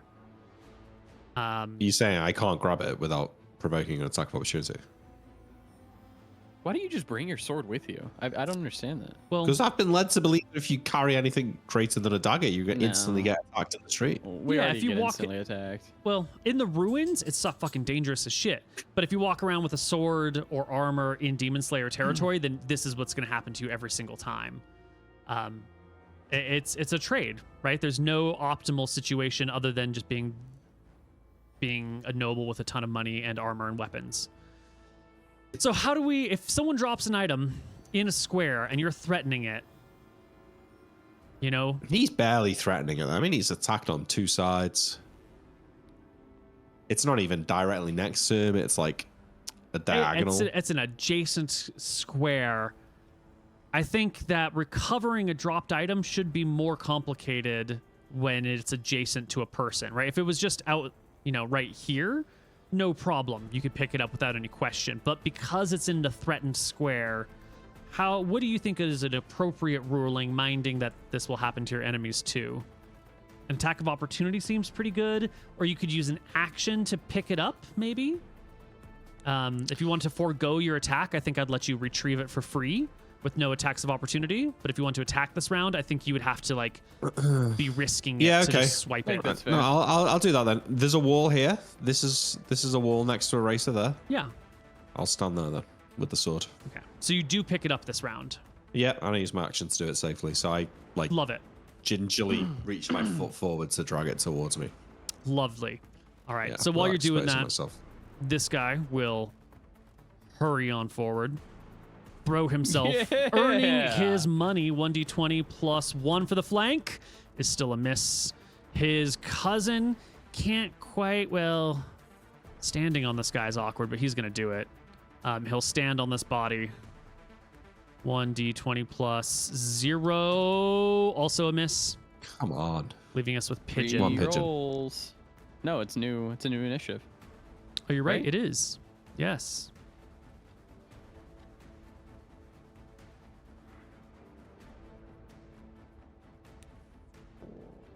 Eight, 5.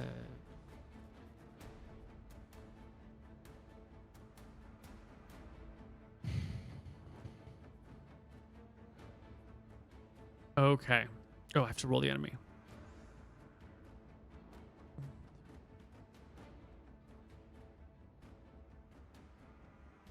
You got that? okay. Starting off, the surrounded demon slayer. It's not a good spot for him. You know, there's all these back attacks. So he's going to step back. He's going to withdraw. 1, 2, 3, 4. You have to withdraw away from people. He can't like withdraw. And then come this around, direction, right? So his action is to go to about here, and I think at that point he turns and he sees that he's in this spot, and he's going to back. Oof, Go down there's the no road, other you go exits. back up. Yeah, he's gonna go out this way. And stand in the middle of this, so you can't just walk past him. That's fair. New bodyguard is gonna come. How good is our new bodyguard?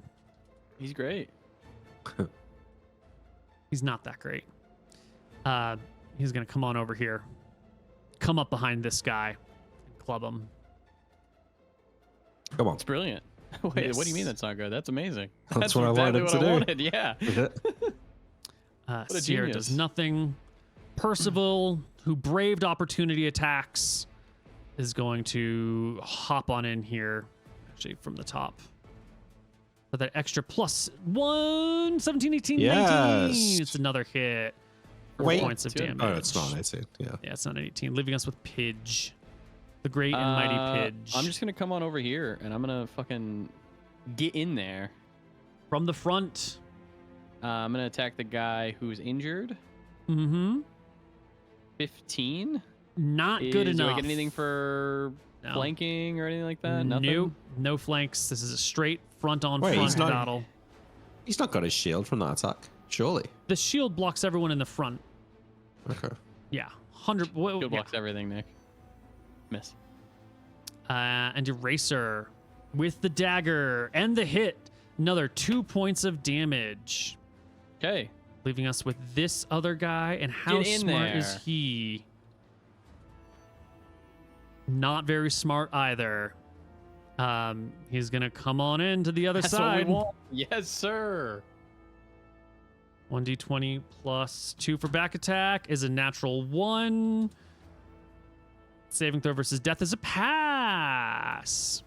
This Slayer up here has decided that this, he shouted out to the world. He did not shout. Yeah, he told that guy to stop. Sure, but one person's perception is not the same as other people's perception. His opinion is that he told everyone to lay down arms, and it's not working. I can't believe Eraser did all this thing for Goat, and he's about to be cleaved into by this fella. Well, this guy did retreat. We're just going to do a quick little morale check because the tide is turning awkwardly. That's actually a pass. He should. If I was him, I'd loot Sierra and make a run for it. That seems like an attractive possibility. He is going to loot Sierra right this round. We don't normally talk about how much gold each of our people carry, but he's going to get. I think we said carrying cash is 100 GP. Yep. So 1D100. I don't know. Whatever Sierra's got on him. Oh, it's early day. He's carrying 100 gold on him. No. Why not? You all carry 100 gold. Why doesn't Sierra? I don't. I mean, I don't carry 100 gold. I don't carry. I mean, I got 70 gold plus 60 plat. So yeah, sure, I don't care. Give him 100. It's gracious that he's not fucking dead. 54 gold. There you go. Could you, MrMouton? Could you take the 54 gold off of your party sheet? Horde? Yeah, after the horde. Yeah, I got it. So he spends the round looting Sierra, ending up on this backside, so no one can sneak up behind him. Luther. Can I attack this guy from here? Which one? This fella? In front of Eraser? I think you can slip in through this side. Oh, okay. You'd have to go in from that direction, but that leaves your back open. Yeah, I'm not super keen on that. Instead, what I will do. So I got 24 movement, Neil? Yes. Boop, boop, boop, boop, boop, boop, boop. On top of these boxes. Excellent. High ground. High ground. High ground, flanking. No shield. No shield. Oh, this is the one, boys. Let's go. I'm feeling it. 12. It's still a miss. It still hits the armor. Classic. I hope he turns around and just fucking stabs your ass for that. It'd be just, yeah. These two, tough situation. They've been fighting Eraser for a while, somehow have managed not to hit him. Eraser's only got 10 AC. He's a fucking miracle man that he's still alive and has taken 2 points of damage. These guys are struggling, yeah. They're being surrounded. So the first guy realizes that, like, maybe this isn't great. He's going to do the same move that he did last time, and he's going to back in this corner, taking attacks from Pigeon. And this random dude. 15? That is not a hit. Actually, let's just be +0. That guy misses. And now that he's finally turned, he's going to aim at the first of the bodyguards. And go to stab. 16 will do it for 5, which is exactly the bodyguard's HP, dropping him to 0. Cousin! Excellent. This guy over here, it's a bad situation, but he's got nowhere else to go. He calls out, "Brothers, don't abandon us! We've got him!" And will shove his short sword straight into Pigeon's belly with an 11 as a miss. Leaving us with Goat, who is now in a bad spot and is going to run. He just gets the fuck out of there. It's fair. And initiative. Jesus Christ.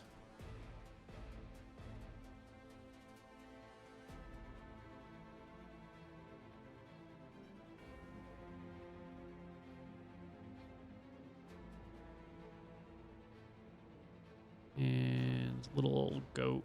We're gonna have to fucking loot these guys for all their leather. I mean, I think we're losing the fight. I think we're winning pretty handedly right now. Only because 2 of them on full HP I'm aren't at fighting. 34 HP. Well, yeah, but there's Pigeon, 2 more guys coming in. give us your start. I attack. 11's a miss. And a... Critical hit. 21. Wait, 16. Yes, that is a critical hit. Roll me All right, 2d4. 4 damage Excellent. in the guy in front of me. Fails a save. D6 D10? for severity, D10 for location. D6. Nope, no effects. This guy in the back Did you take this guy's HP off? I did. Did I? I don't think so. Did. You did? Yeah, he was at full before. I didn't see it move. No, he wasn't. He wasn't at full. He wasn't at full. He was already hurt. Yeah. Yeah, well, he is at more than her. I'm pretty certain I took it off when you rolled it. I didn't see it move. I didn't see. I think you were rolling. Taking there's no way it moved by that there's much, no way it moved. There's yeah. I believe you. Because I remember trust that guy you. having low HP. Yeah. This guy over here, he's coming back into the fray. He comes right up behind Percival with the short sword. 19 for 1 point of damage. Not very good. Sierra continues his groveling. Oh, so your boots are so beautiful. Oh, they're amazing boots. Please kick me with the boots. Let me lick them. Anything but my life, sir. Please, anything but my life. Percival, frustrated, will club the guy in front of him and miss.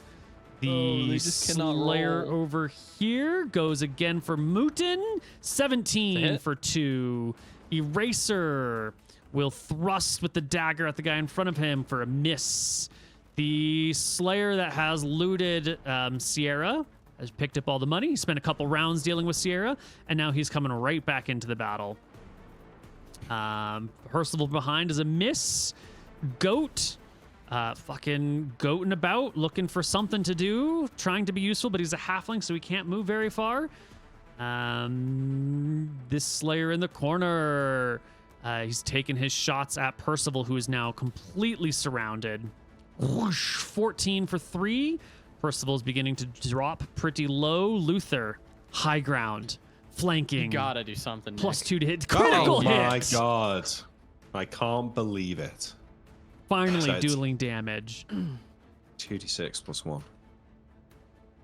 6. Excellent. And severity fails. Okay. Double fails. A natural 1 followed by a fail. Mr. Luther, I'm going to increase the damage, the size of your weapon. So instead of doing 2d4, I think you do 2d6 now. Let me double check that before you roll it.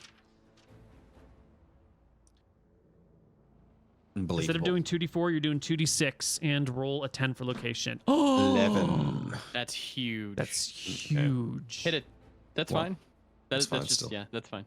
That is his leg. You have broken his leg. Severe bleeding, no movement or attack. So he's losing percentage of HP per round. Oh, he's done. Yeah, he's fucked. He needs to surrender, I think. And he falls to the ground with the broken leg and is unable to do anything. He's just prone. Let's go. Finally. Great hit.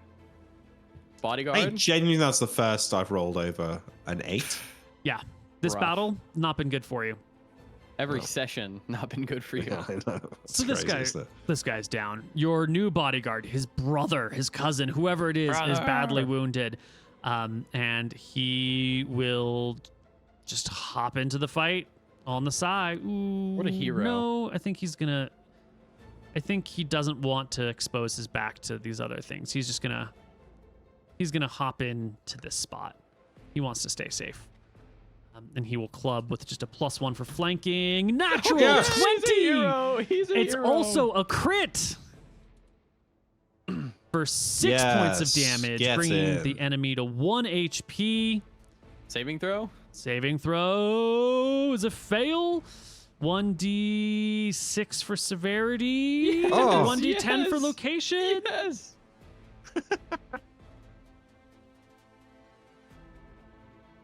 Nick, we need more bodyguards. Yeah, these guys are Ugh. proving useful. Shield damage. Torso struck, half movement. I don't know what shield damage is. It doesn't define it, so I'm just going to say the shield is no more. That's huge. That's 3 AC. That is. Yeah, he's got like 1 HP. Yeah. He might give up now. Okay. It's funny, like we keep they surrounded us, then we surrounded them, then they re-surrounded us, and now we're gonna surround them again. Initiative?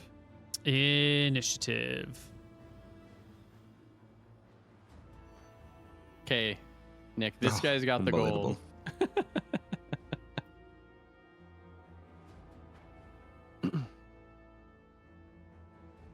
So this guy in front's probably groveling. This other guy's boned. His shield's broken. Yeah. This guy's down. So 3 down, 4 down technically. 3 down, 4 almost down. Not bad. I don't think we kill him though. No. I really think we just should give them back as like we should take them over there and be like, what the fuck? Okay. I don't know if we should do that.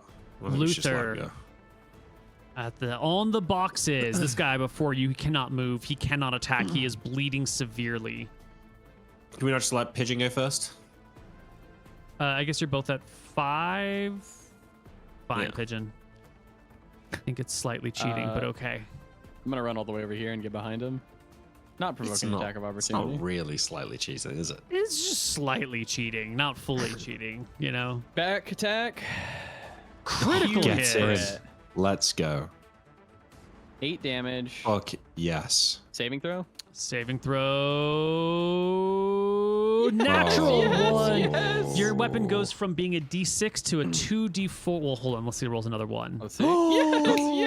Yes. Another one. Okay. Okay. So your dagger, which is a small weapon, is somehow being treated as a large weapon because of 2 2d6. natural ones. 2d6 for the severity, I'll take it. d10 for the location. Excellent. The dagger 6 comes... severity is nothing to sneeze at. It can do all sorts No. of things. Location was 7. Yep. Torso, shield damaged. So I think this Nice. guy, you go to stab him in the back, and in the course of combat, his shield is being brought up to block to deal with something in front of him, and you get him just in the back enough that it like severs some of those muscles that Oh, go yeah. to working that arm. What is that, like the lats, I Yep. think? And the muscles just sort of like cut open, and his arm drops, and the shield or like the arm just falls limp at his side. Next attack. Miss. Less than stellar. That's all right. Luther. Risky. Yes, Nick. Get in there. He's got Come no behind this shield. guy. Oh my No, god. Okay. I was gonna attack the other guy. Yeah, That I'm makes attacking. sense, yeah. He's still got no shield though. Yeah. Yeah. Back attack. I'm adding the +2 myself, Neil. Okay. Make the numbers look big. 13 from behind is a hit. Nice. 3. Respectable amount of damage. It's a smidge. Well, take it. This guy, not in good shape. Battle, not looking optimal. He's gonna call it. He's gonna call it. Run! Or not run, but fall back! And he is going to withdraw the only way he can to safety, which is I'm gonna run this loser down. 12 Deal with the- squares. Deal with the other guy, Mom. Yeah. We'll get him. Let him run. Sierra will poke his head up, realize that no one else Not is dead. around him. He's actually fine. Scamper over, look for his dagger. Find it. And scurry this way. This guy's already taken off. It's not on the map. He's gone. Okay, he's gone. Yeah. Gone. Leaving us with this guy right here. And this person, his shield hero. is down. He hasn't. Did he roll into initiative? He did roll into initiative. His turn just hasn't come up yet. So our hero bodyguard, our hero dwarf, will Just fucking kill him. Get him. miss. This guy over here, here's the call to withdraw, and he will also. Withdrawing in this situation is awkward, because this way is towards Pigeon. This way is not actually withdrawing, right? He's moving. Yeah. I don't think you can withdraw this way. He has to withdraw like this Back into direction. the house, kinda. He just doesn't have good options, unfortunately. Could he really not withdraw this way? I feel like that's fine. Well, if there was a wall right here, not a problem. I guess Percival's back is to him. Yeah, I think like. All right, If, Percival's back if is to him. you were that guy, that is the way you would go. 100. Yeah, but I just don't know if, like, I wouldn't, if he couldn't do this, for example, No, even if yeah. there were no other options, that's not a withdraw. Yeah, I agree with that. Yeah. But Percival's back is to him, so I think he just flips to face you guys and then backs himself out this way. Okay. Oof, fucking hell, that was dicey for a while there. I'm actually surprised that came good in the end. Percival will crush this guy's head. Based. And Goat will come back around and take a look at everything after the fact. And Eraser will come over here and stabilize this guy's wounds, who is bleeding out with a broken leg. Yeah. And I think that's going to be it, unless someone is going to try and chase down the two people who are running. Wait, But I don't think so. the guy who got the 100 gold from the 54 gold from Percival, He is he one of the ran. ones that ran? Yeah, oh well. He is. Yeah, you'll find out afterwards, because I Let him don't go, think yeah. in the battle you would have known. We don't know, yeah. Yeah, I mean, we need to get these guys and get out of here. The ones that are alive, they could be bringing reinforcements. Come on. I'll stabilize this guy. Why do we want to take them? Question them. Maybe bring them back to Bill. It's not a Bill question. They was, just attacked us in the street. Like, let me leave him a note. Like, I sit down at one of these desks, Neil. I'm going to write a little note that says, Steel Team 6 saved your life. And leave it with this guy. Yeah, I'll stabilize this guy. I mean, I Yeah. don't think this guy's dead Percival either, right? Percival caved his skull is in. caving his skull in. Percival is I think making one, a I think statement. I think one death is fair. I think one death is fair. We Yeah. do need to carry our bodyguard brother out. Who luckily is but I at think- exactly 0, so he's Yeah, okay. yeah. All right. Yeah. Let's So I get leave, on. I leave the note saying Steel Team 6 saved your life. And leave it with that guy. Yeah, you pull out your paper, which I think, just to set the scene, is kind of hilarious. Like, everyone's beaten and bloodied, and you're like, Yeah. hold on, guys. You like undo this backpack, and you pull out this box, and you open it, and you like pull out your ink and your quill and your ponce and these like little sheets of papyrus, and there's like a whole little writing setup while everyone's like dripping with sweat and blood. And you're like, okay, gotta sharpen the quill a little bit, dip it in, and it's like a slow, it's a slow process. I understand, but other people are doing other things as well. I take myself off into a corner to do this. People are stabilizing wounds. I'm They're looting them. looting the dead. Yeah. You can 100% do it. I want to draw funny. attention to the viewers that Yeah. like It's fine. he's taking his time in the chaos to manage some writing. Eraser looking around does a head count. We all make it out alive? Yeah. Where's Goat? Oh, there you are. Here. Oh, I'm right here, laddie. I sure Alright, wouldn't yeah. mind playing a little game of Civilization if we've got a bit of time there. We're gonna need to start wearing our armor around though when we go through this area, because this shit's fucked. And then what? Just take it off on the other side? We can't just show up in Demon Slayer territory without armor, or with armor on. Where were we even going? You were telling me about the pizza place over by the temple that we were going to. Oh God, I'm not going over there anymore. Something about the Holy Crust? I don't know. Listen, Luther, you writing a note, yeah? Mm-hmm. And Eraser will drag this Demon Slayer who's alive and is severely bleeding. Actually, I don't know if we can treat that wound. Oh yeah, he might be fucked. Which guy? The broken leg guy? I mean, they're both. Oh, one's minor bleeding, and one might be severe. Yeah. Yeah, We there's can treat the minor minor, major, which is equivalent to being like knocked out and losing 1 HP per round, and severe, which is D6 times 10% every round. You need a cure light wound spell to reduce severe to yeah, so he's just gonna bleed to death.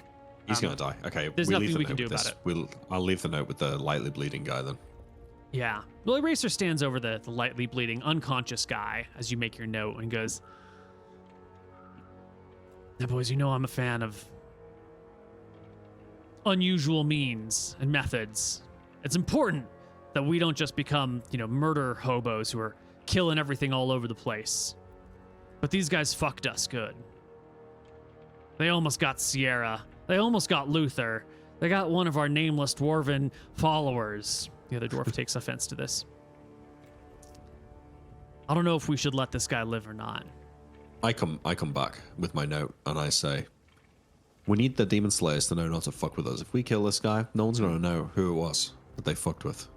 Let's leave him and chop the other heads off, so it looks like we executed them.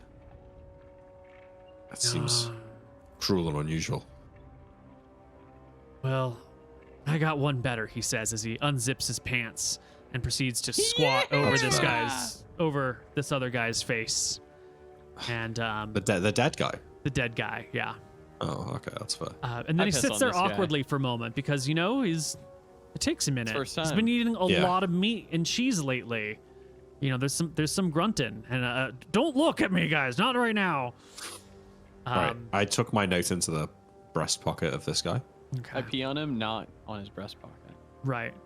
Percival will also piss on this demon slayer. Come on, Luther used to love this. Fine. Sierra will do the same to this guy. Oh yeah, okay. The two of we you both together. piss on that guy. Come on, goat. We cross streams. Goat gets involved too. Goat looks at the assembled party and goes, "What's happening? I don't understand. It's the final stage of your initiation. What is it? Why are we doing this?" You gotta pee or poop on him. He gets over with his high fiber diet and backs up over this person. Oh yeah. Oh, he's They're taking gonna a think dump. we're psychos. All right. Yeah. The dead and living but badly wounded, properly desecrated, a note left behind that said, what? Don't mess with Steel Team 6? Steel Team 6 saved your life. Ah. And then the party will retreat to lick their wounds for a few Bringing days. our dwarf companion with us, yeah. Absolutely. Yeah. Can't leave that one behind. It was a Save hero. her. All right. And our party will go back. That's going to be the end of our session, but we should dole out some experience points before we go. It did end up taking about an hour, though. Yeah. That was probably a decent amount of XP, though. Those guys were tough. Those guys were fucking tough. It's the hardest fight we've had so far. And we rolled Especially, well. Well, except especially maybe the considering how guys on the many wall. allies you had. Yeah. Yeah. Sorry, Mr. Pan, I can't help you right now. Can you not wear chainmail, Nick, under like a jacket and not be noticed? I feel like we could, bulky. but Neil. It's too much. Yeah, I mean, if you did wear, because chainmail you can't wear over bare skin, right? You can't even like wear it over a light shirt. It will pinch. You kind of need a jerkin underneath it or a doublet. And so then with the doublet and with the chainmail, you're already kind of bulky. And if you were to add more clothing on top of that, you would look really fucking weird, and your arms would be out. Like the mechanics of it are awkward as fuck. I hear you. Elven chain though. Totally different story. You can do basically anything in Elven Chain. All right, Nick, we gotta go heist the elves. Yeah. What else? All right, let's do our XP so I can go to sleep. Yes. There were 6 of these fuckers. Defeated them. Yes, you did.